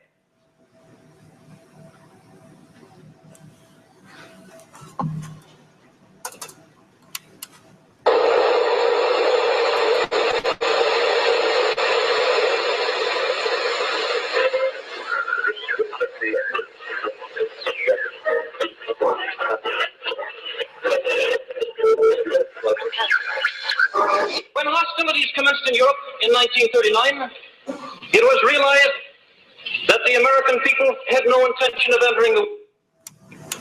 This is the voice, according to them, of Charles Lindbergh. War.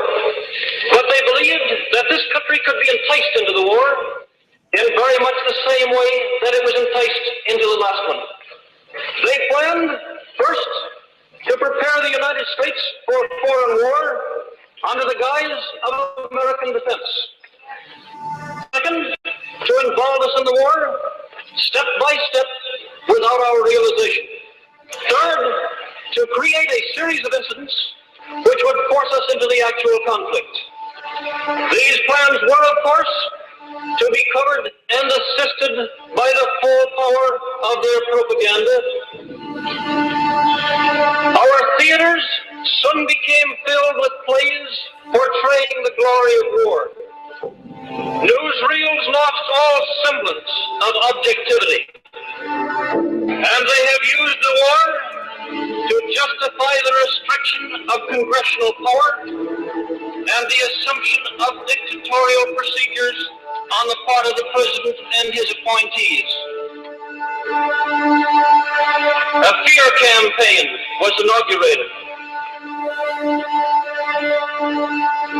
We cannot allow the natural passions and prejudices of other peoples to lead our country to destruction.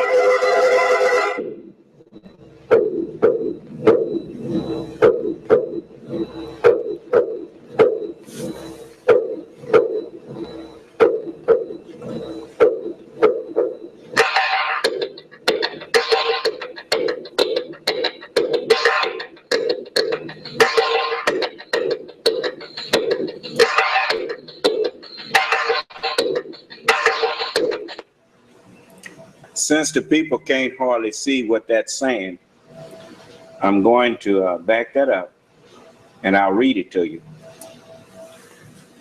Since you all can't see what it's actually saying, I'll back it up and read it to you. Was inaugurated. We cannot allow the natural passions and prejudices of other peoples to lead our country to destruction.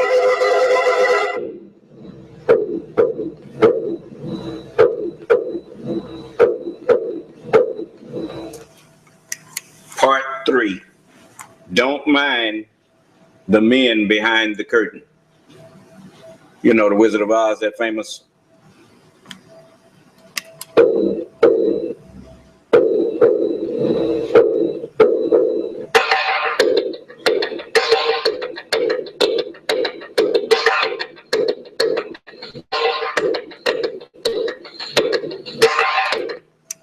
There is something behind the throne greater than the king himself. And just in case you don't realize that, that's Sir William Pitt, House of Lords. Well, you know, they are just, he's using that famous quote to say that there's something behind the president and the government greater than the president or the government itself.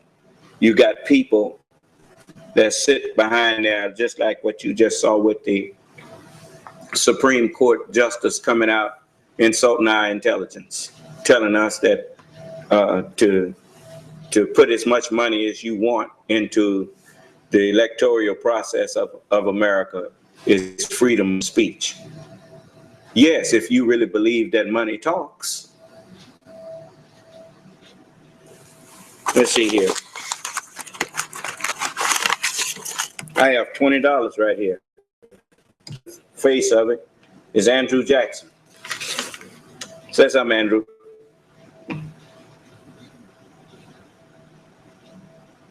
Zero in on that.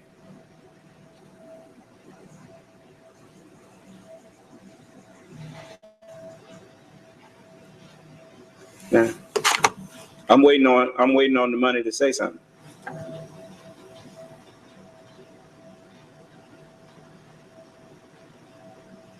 So how is putting this into the electoral process freedom of speech?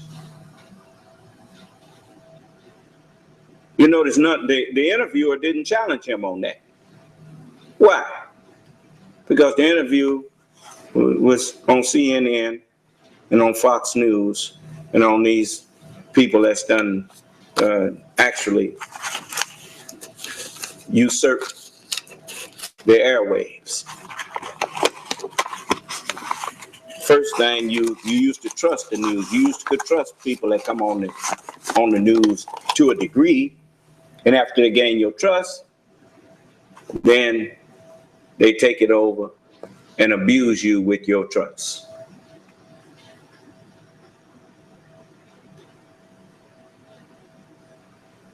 And the only one that can stop you from being abused is God. That's why it's so important that you pay attention to the Word of God. Because just because a person believes like you believe today, that don't mean that tomorrow they won't become a hypocrite to what they claim they believed.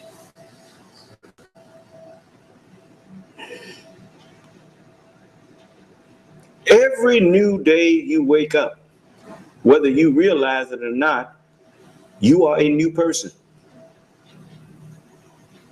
And it's up to you to choose to continue in the mindset and in the historical path, just like every time you pass another street. While you said you was on your way to a certain destination, every street you pass gives you an opportunity to change your mind, doesn't it? Well, doesn't it?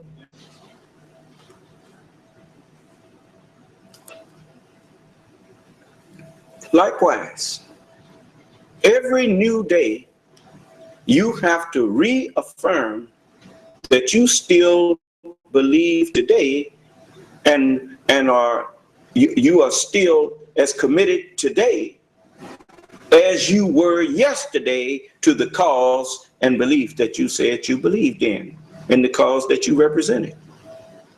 And that's what makes hypocrites. Because a hypocrite may have believed in a cause or acted for a cause yesterday, and then something happens today that makes them decide that I don't think I want to do that anymore. Is that right? But they will still stay among you,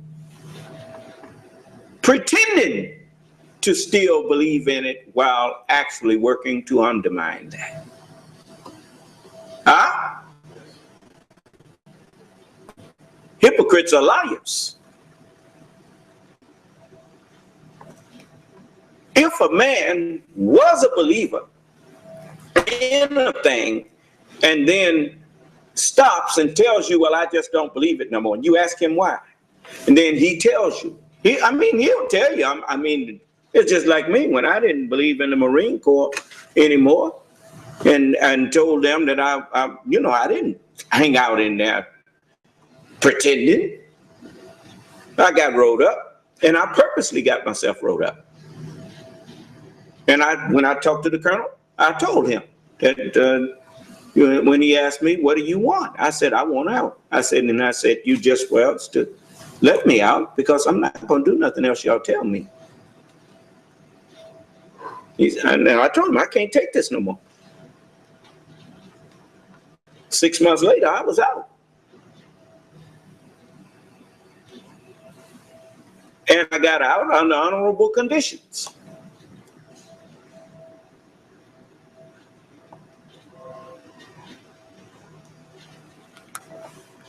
You know, I wasn't going to be sitting up there pretending. And even now, I have respect for the Marine Corps.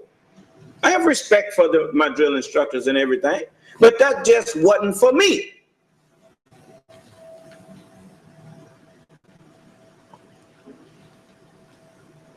You know, and knowing what I know now, I never could go. And the only way you could get me to do anything in the way of defending this country is if it was attacked here.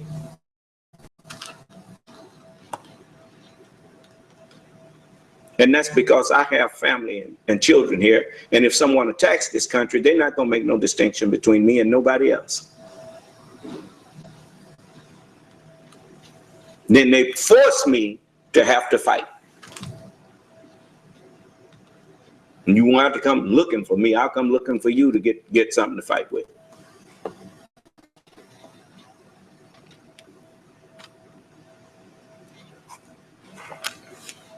So, but any country would be a fool to attack any house that I'm in. You won't have no house to go back to. Allah will wipe you out, wipe you and yours off the face of the earth coming up here attacking me. You stand about as much chance of putting that over as you stand of sending you a rocket and landing it on the moon. I mean, on the sun.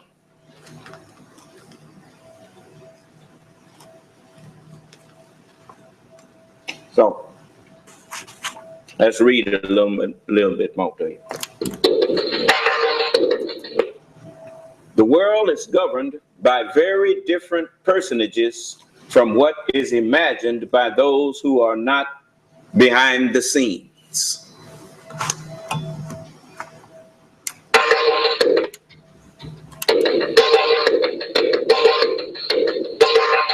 Oh, that's by Benjamin Disagreement, an English statesman, and he said that in 1844.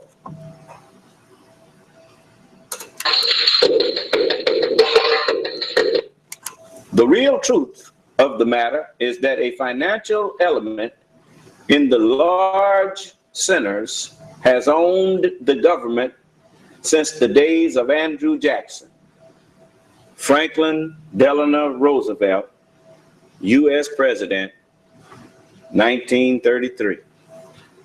That's what Roosevelt said, according to this. Now look, any of you that have anything that disproves anything on here, you make sure you bring it out, bring it up to me, so that I can go right back through this and show the people that if this was a lie, then the people need to know.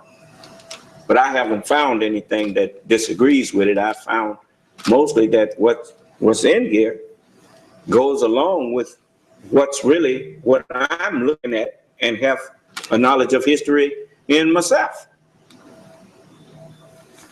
You notice, why is all of this stuff coming out now? There's nothing secret that shall not be. Where's that at? Where's that in the scripture?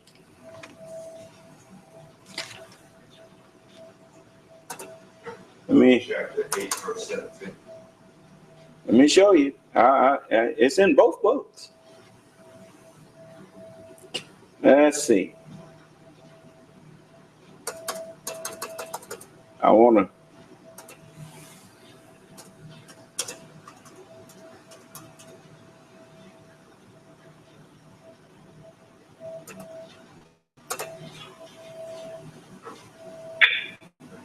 said Mark 4:26. Let's see now. What did you say, brother? Mark. Luke chapter what? 8 verse 17. Luke chapter 8, verse 17. Yes, sir. It says, "For nothing is secret that shall not be made manifest, neither anything hid that shall not be known and come abroad." Where's the where's the internet located? World Wide Web. Nothing hid, says, that shall not be known, that shall not be understood, and come abroad. You know, when you leave America, they say you went abroad. Is that right? Okay. I just want to now, just a moment. In chapter 69 of the Holy Quran, it says,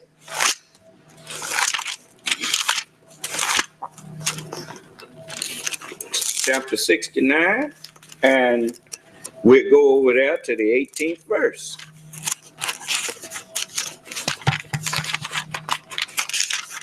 It says,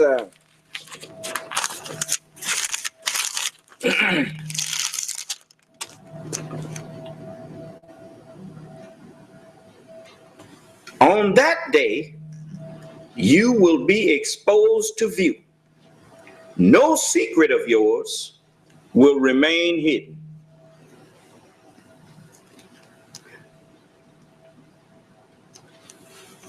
Let's see here. Let's talk about this. It says,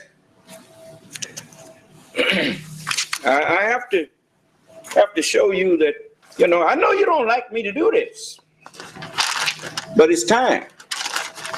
So turn to 1 Corinthians. In 1 Corinthians, the 15th chapter.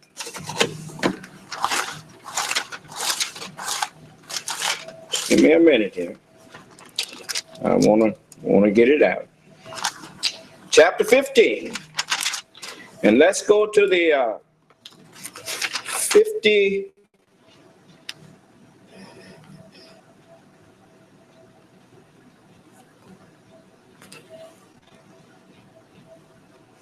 This is the 50th verse.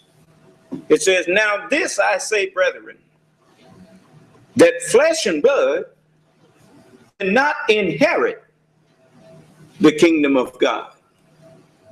You can't inherit knowledge. You have to be taught. You have to humble yourself as a little child and let somebody teach you. I'm here to teach you. Just a moment.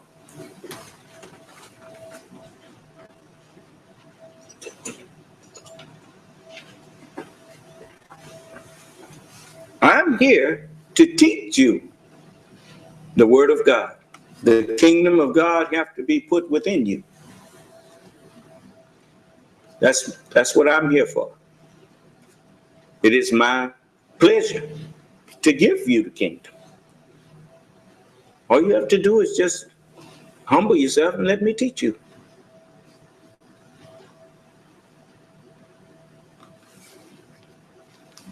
So it says, flesh and blood cannot inherit the kingdom of God, neither doth corruption inherit incorruption. You can't be born from righteous parents and all of a sudden you just a righteous person. That don't happen. You can't pass on righteousness through your genes. The Holy Scriptures, the kingdom of God is for instruction in righteousness. Everybody have to be instructed. You hear me? Okay. And it says, "Behold, I show you a mystery. We shall not all sleep, but we shall all be changed." You could not say of Jesus and Moses and David and the prophets that they were dead, they were asleep. No, they were not Otherwise, how did they bring you these books in? But even them, when it comes to me, they are as asleep. They are as dead. As John the Revelator says, and I fell at his feet as a dead man. Huh? Because compared to the understanding that I'm here to give you, everybody is asleep. But as he said, we shall not all sleep, but we shall all be changed in a moment, in the twinkling of an eye. You notice every time you look at them, the stars that's a long, many light years away. Scientists teach you the reason that they look like they blinking on and off or twinkling is because they're so far away. Do you understand? And the light from them takes time to reach you. You'll notice every time since Jesus said the light of the body is an eye, is the eye. Well, in the twinkling of an eye, as he said, as long as I'm in the world, I am the light of the world. And so when something twinkles, it goes bright and dim, bright and dim, bright and dim, right? Okay. You'll notice that's the way that you get to me. You don't just see me all the time. You see me Wednesday, Friday, and Sunday. Bright, then it dims. Then bright, then it dims. And this is the twinkling of the mind's eye of the Son of Man. Do you understand? Does anyone disagree? So then it says,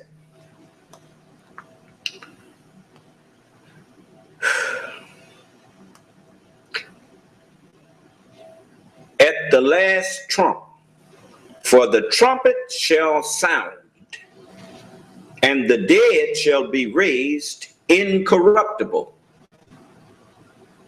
and we shall be changed. Okay, the trumpet shall sound. Okay, in the Holy Quran, chapter 19, verse 13, it says, so when the trumpet is blown with a single blast. The reason when the trumpet is blown with a single blast is because you notice, you see the Holy Quran and the Holy Bible and the Torah as three. You notice in my hands, they become one. I'm reading and showing you the oneness of them. They are a single covenant from Allah. Even though they came in parts, just like encyclopedia. Just like encyclopedia. Encyclopedia is a single set. And if you take anything away, then it's incomplete. Do you understand? Whosoever shall take away from the words of the books of this prophecy, God shall take away his part out of the holy city and out of the book of life. Do you understand?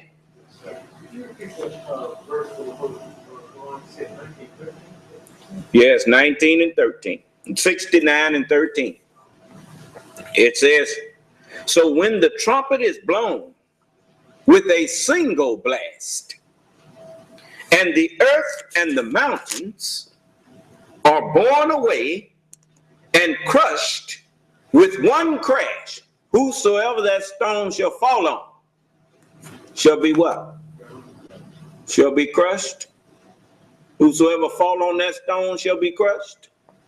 You notice, we are here to be attacked by this world so that they can be crushed and made fit. They are crushed with one crash. You notice, the people of this world used to come in here all the time, boasting of their religion and calling what I'm teaching falsehood and calling it shirk and calling it everything but the truth. You don't hear them doing that no more, do you? Because they fell on me and they got crushed.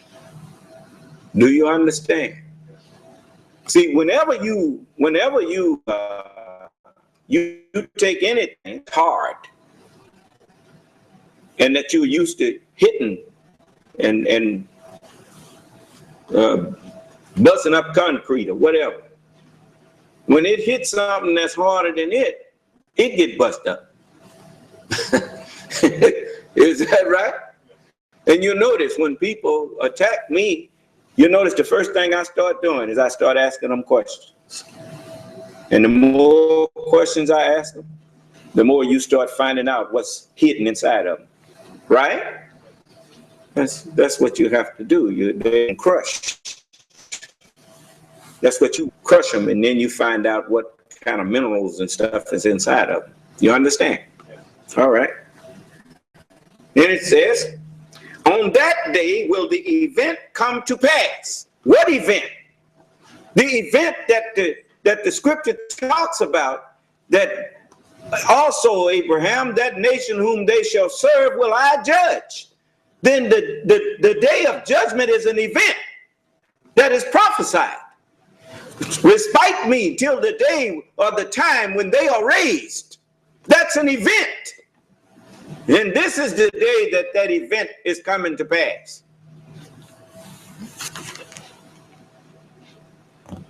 As the lightning cometh out of the east and shineth even unto the west, so shall also the coming of the Son of Man be.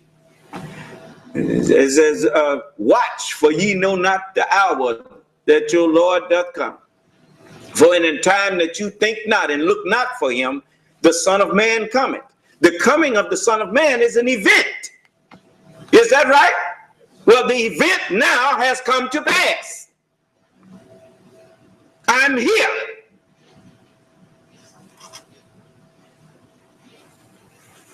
So it says, on that day will the event come to pass, and the heaven will be cleft asunder, so that it will be frail. You notice, anything that's frail is something that's weak. Thin. You notice these books was invincible to you. You couldn't go in them and get nothing. You'd be guessing and going on at it. I walk through the book and it's nothing to me. I can just go in and out of it whenever I get ready. Is that right? It don't block me. It bear me witness. And when you go in there trying to find something in there to fight me with, it becomes frail to you. Can't find nothing. Yeah. And the angels will be on its sides. I don't care if you look at the left page or the right page. The words of the messengers of God. He maketh his angels spirits. The angels is on the sides of it. You notice. You look at the page that you're looking at. Now flip it over. Ain't it got words on both sides of it? The angels are on its sides. Then it says, and the angels will be on its sides. And above them, 8 will bear that day thy Lord's throne of power. Above them 8. Why is that? Because it says the heaven is God's throne. And there's 7 senses here. And the 8th one is the continents that you see on the earth as 7, when actually they are 1. How you know that? Don't the sea have a floor to it? Well then the whole thing is actually 1. You see? So all of them are the knowledge. That's where I get my knowledge from. You see, 8 of them, 8 heavens. Yeah, the word of God, we stand on that. And 7 continents, we stand on them. Is that right? 7 plus 1 is what? 8. All over the world, ain't it? All right. Then it says, On that day, you will be exposed to view. You'll notice when Mr. Neubauer made the mistake of saying that, asking me why I don't have no white people following me. Then he said about me teaching that white people is devils. He was sorry he asked me that, wasn't he? Because he was exposed to view. Is that right? You know, you should never say anything that you can't prove. That's my point. None of you disagree with me when I said that. How many of you all disagree with me? If I say something and can't prove it, then what am I actually doing?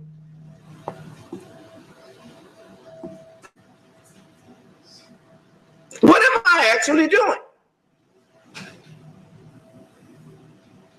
Ain't that a lie?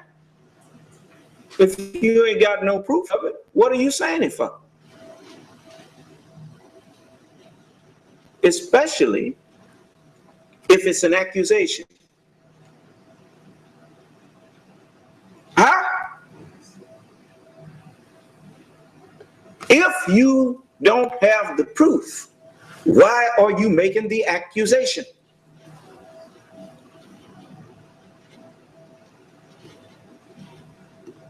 What would I look like standing up here saying the white man is the devil? Okay. The next thing out of your mouth is that, what you mean the white man is the devil? Where's your proof? I better have something other than, well, so-and-so told me. If you can't prove that, why are you saying it?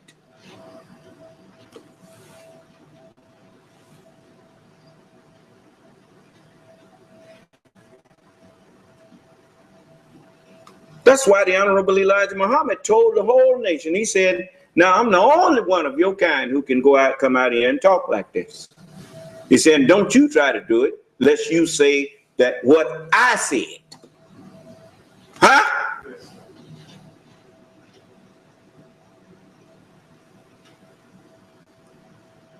You can't go out like the foolish Peter, the messenger compared. He said he saw Jesus walking on the water, and he thought that he could do it, and so he told Jesus to call him out, and Jesus called him out, and the poor boy started sinking. Then he had to call on Jesus to save him. He said, so don't you try to do it. You know, you can't speak as I speak. It's like I told you, Muhammad Ali could teach you how to do the Ali shuffle and everything he knew how to do. But you get in the ring and get knocked out.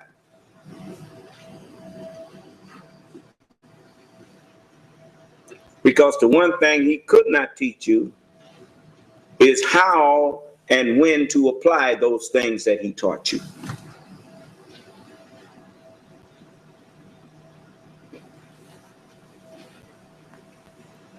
You can look at a man who's,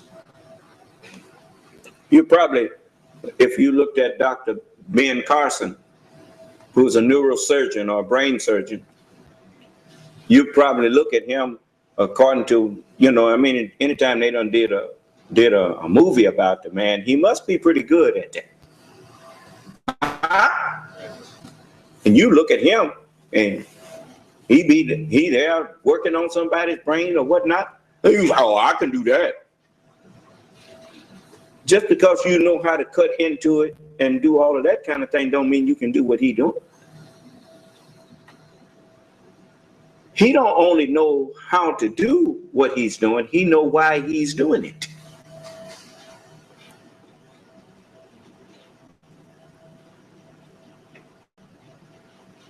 It's just like an advocate, for that's what this scripture refers to me as an advocate for the righteous and for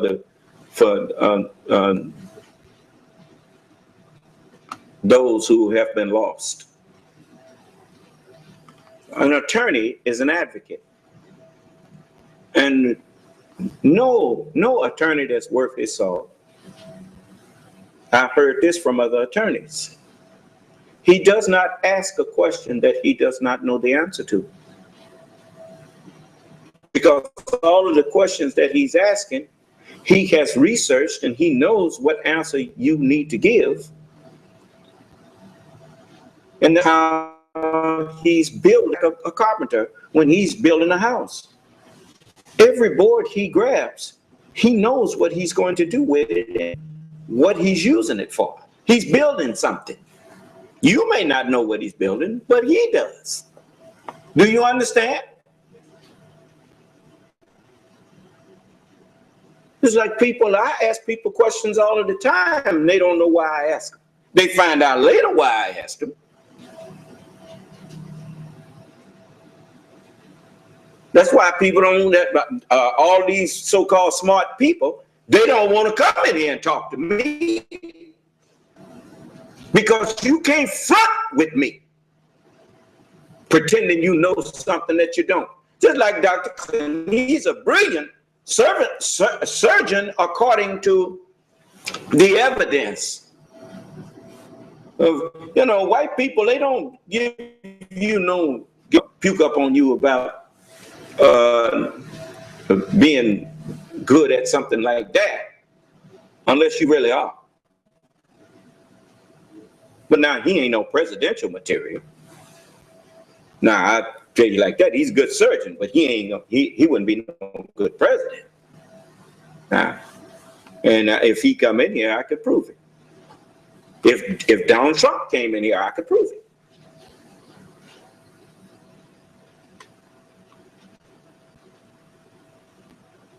You see? Let me tell you something. A man don't just develop integrity suddenly. No more than do you honestly think that a tree that's crooked just got crooked when it got big? That crooked tree grew crooked. It was a crooked sapling.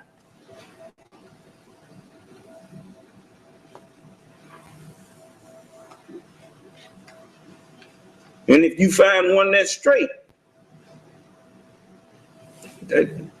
somebody took the time to keep it straight.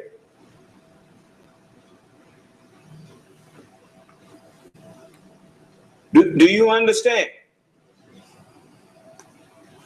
All right. Now, so all of these things that I'm showing you, as it says, on that day, you will be exposed to view, and no secret of yours will remain hidden.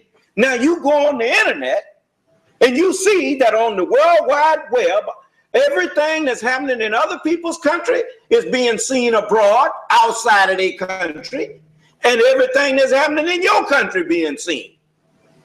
Huh? Well, let's look at some more of it.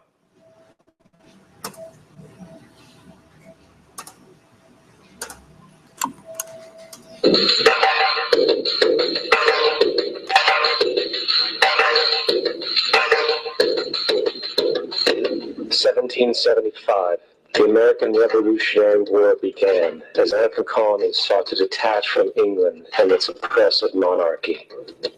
Though many reasons are cited for the revolution, one in particular sticks out as the prime cause: that King George III of England outlawed the interest-free, independent currency the colonies were producing and using for themselves, in turn forcing them to borrow money from the Central Bank of England at interest, immediately putting the colonies into debt.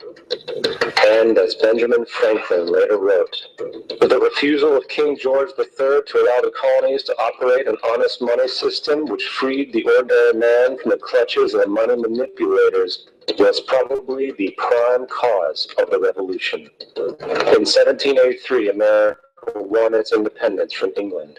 However, its battle against the central bank concept and the corrupt, greed-filled men associated with it had begun. So what is a central bank? The central bank is an institution that produces the currency of an entire nation. Based on historical precedent, two specific powers are inherent in central banking practice: the control of interest rates and the control of the money supply, or inflation. The central bank does not simply supply a government's economy with money, it loans it to them at interest. Now, if it's anyone that's listening that disagrees with anything that the commentator is saying, you unmute your phone and make yourself known, and you can share with us why you disagree. And I will bring, I will be more than happy if I can't comment on what you say. I will bring some of these people who authored this, who did this research in. And it's kind of hard to argue with things that you see happen. Wall Street just froze for a little while, waiting to see what the central bank or the Federal Reserve was going to do. Is that right? So you can't say that the Federal Reserve don't have a direct influence over the rest of the money. So obviously that's not a lie, right? Okay. Through the use of increasing and decreasing the supply of money, the central bank regulates the value of the currency being issued. It is critical to understand that the entire structure can only produce one thing in the long run: debt. It doesn't take a lot of ingenuity to figure this scam out. For every single dollar produced by the central bank is loaned at interest. That means every single dollar produced is actually the dollar plus a certain percent of debt based on that dollar.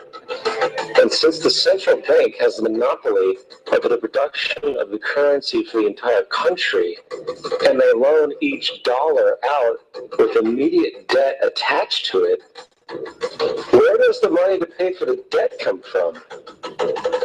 It can only come from the central bank again, which means the central bank has to perpetually increase its money supply to temporarily cover the outstanding debt created, which in turn, since that new money is loaned out at interest as well, creates even more debt. The end result of this system without fail is slavery, for it is impossible for the government and thus the public self-generating debt. The founding fathers of this country were well aware of this.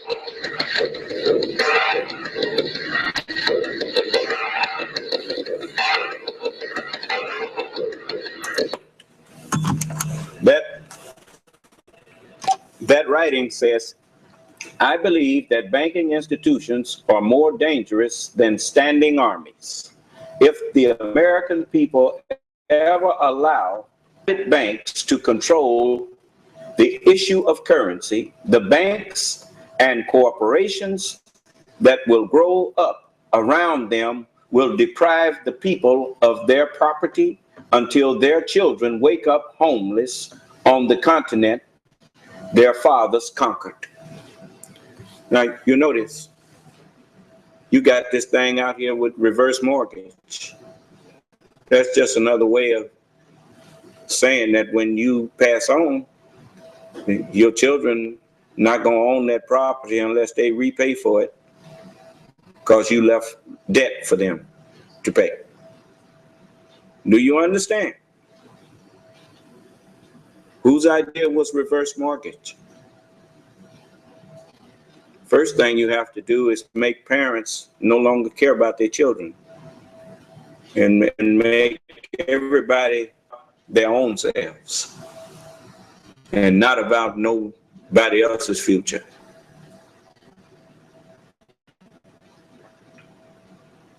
Right? I mean, what you're not losing your house. They let you stay in it. But when you pass on, if you had any children, now someone who ain't got no children, I guess reverse mortgage is fine, huh? But to those who have children that you might want to leave something to, what you leaving them is the debt that you racked up plus the interest. You know, they're going to have to pay interest. They ain't just getting the money that you took out in your reverse mortgage. So this ain't no lie. So just keep looking.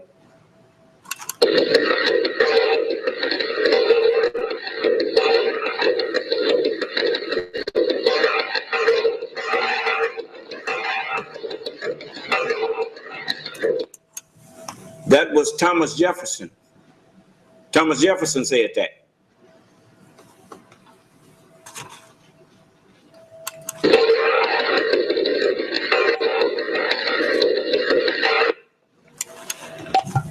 If you want to remain slaves of the bankers and pay for the costs of your own slavery, let them continue to create money and control the nation's credit.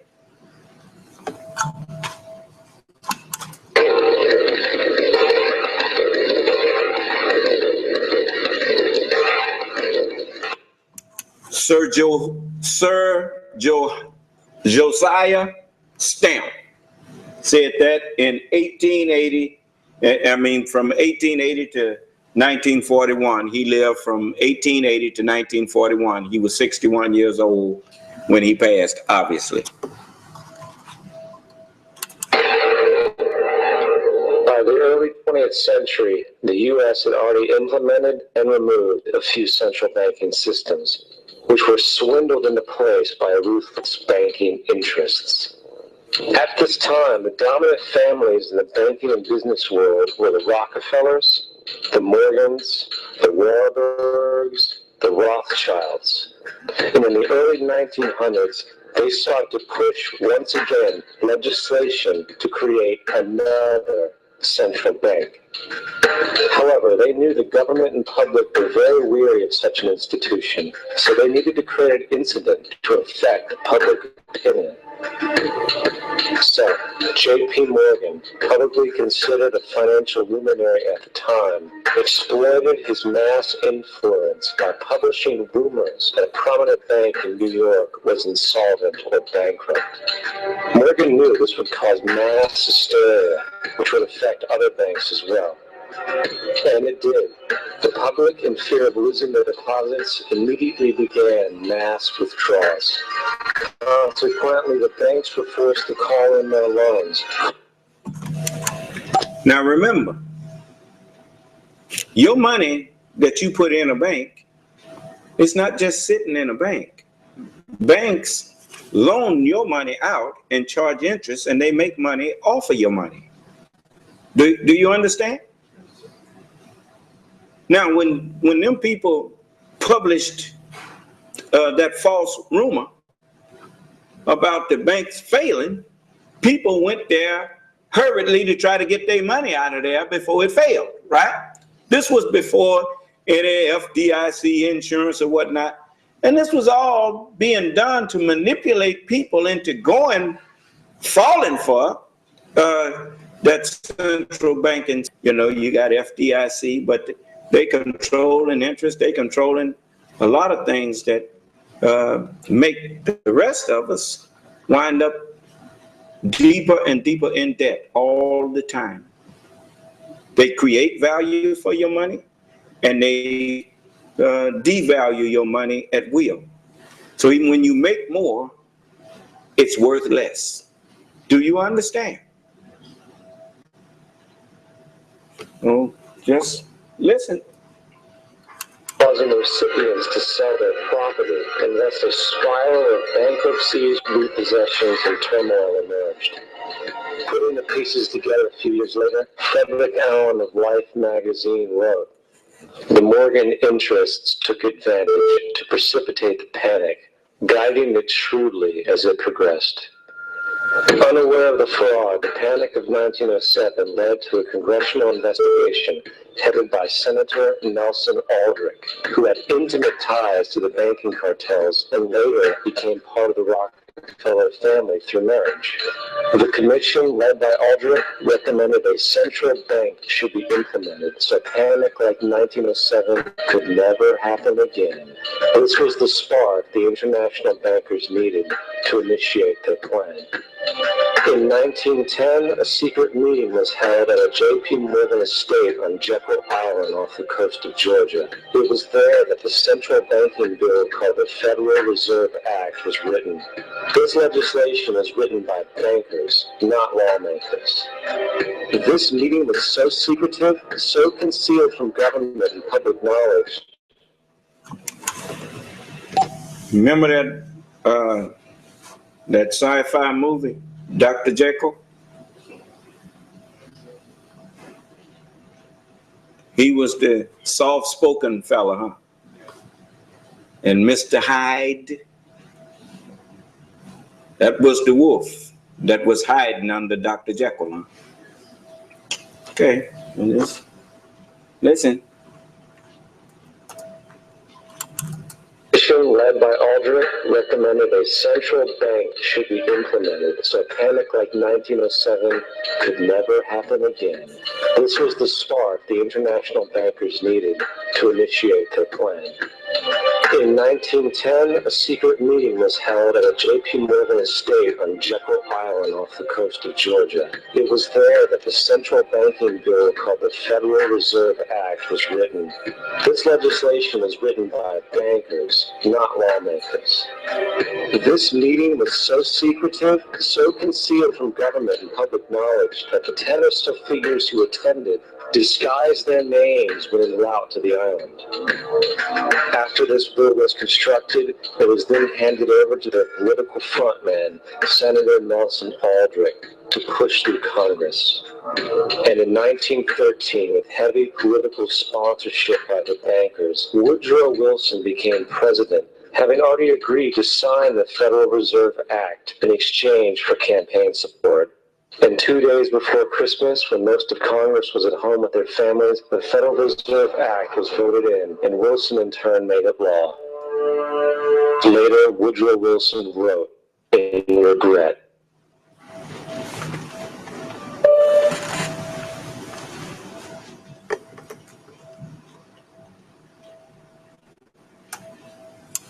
Now I'll read to you what scrolling up the screen here. Woodrow Wilson wrote this in regret of signing that bill into law. It says, "Our great industrial nation is controlled by its system of credit. Our system of credit is privately concentrated. The growth of the nation, therefore, in all our activities, are in the hands of a few men who necessarily, by very reason of their own limitations, chill and check and destroy genuine economic freedom.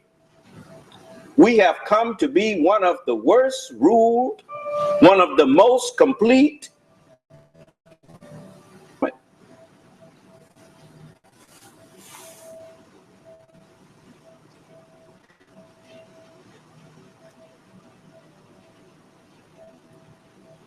we have come to be one of the worst ruled, one of the most completely controlled and dominated governments in the civilized world. No government, by free opinion, no longer a government by conviction and the vote of the majority, but a government by the opinion and the duress of small groups of dominant men." I'll read that again. We have come to be one of the most, we have come to be one of the worst ruled, one of the most completely controlled and dominated governments in the civilized world. No government by free opinion, no longer a government by conviction and the vote of the majority, but a government by the opinion and the duress of small groups of dominant men.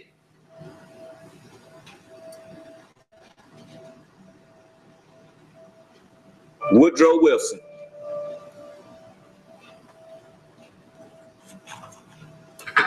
So you see, lobbyists go way back, don't they? Okay, no, keep it on that. Keep it on the screen. I'm still finna play.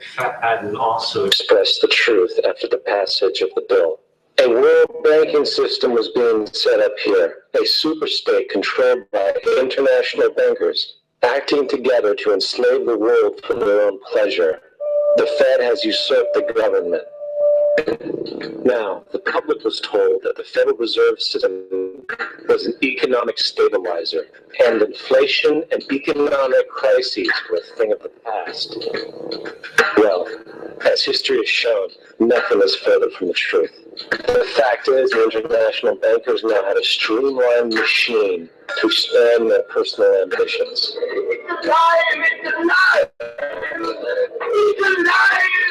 For example, from 1914 to 1919, the Fed increased the money supply by nearly 100%, resulting in extensive loans to small banks and the public. Then, in 1920, the Fed called in mass percentages of the outstanding money supply, thus resulting in the supporting banks having to call in huge numbers of loans, and just like 1907, bank runs, bankruptcy, and collapse occurred.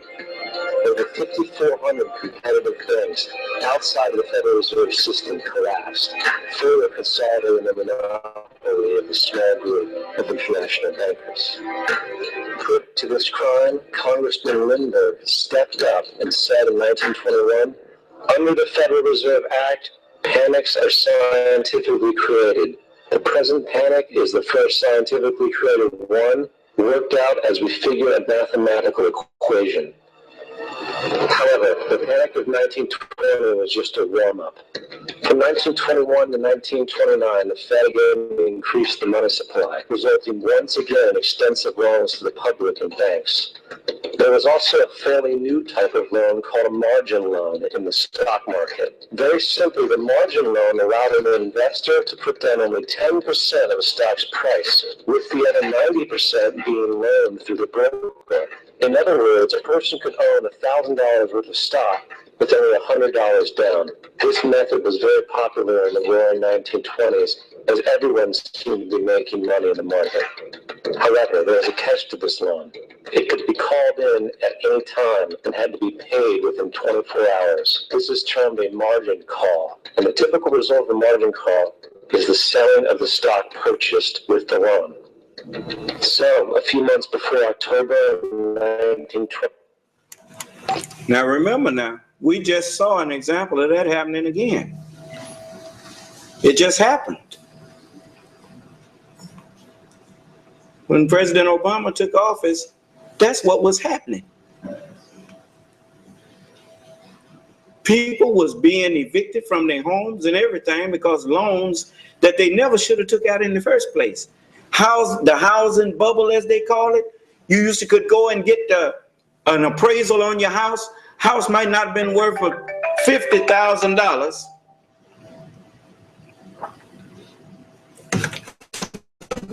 And the appraiser would ask you how much you want it to be worth. $250,000. Hey, write it up for $250,000. Everybody was lying and getting away with it. Greed, making people not realize that all you doing is digging a hole for yourself. You digging yourself into debt. And when that thing busted, you got a house that you owe $300,000 on that ain't worth $50,000.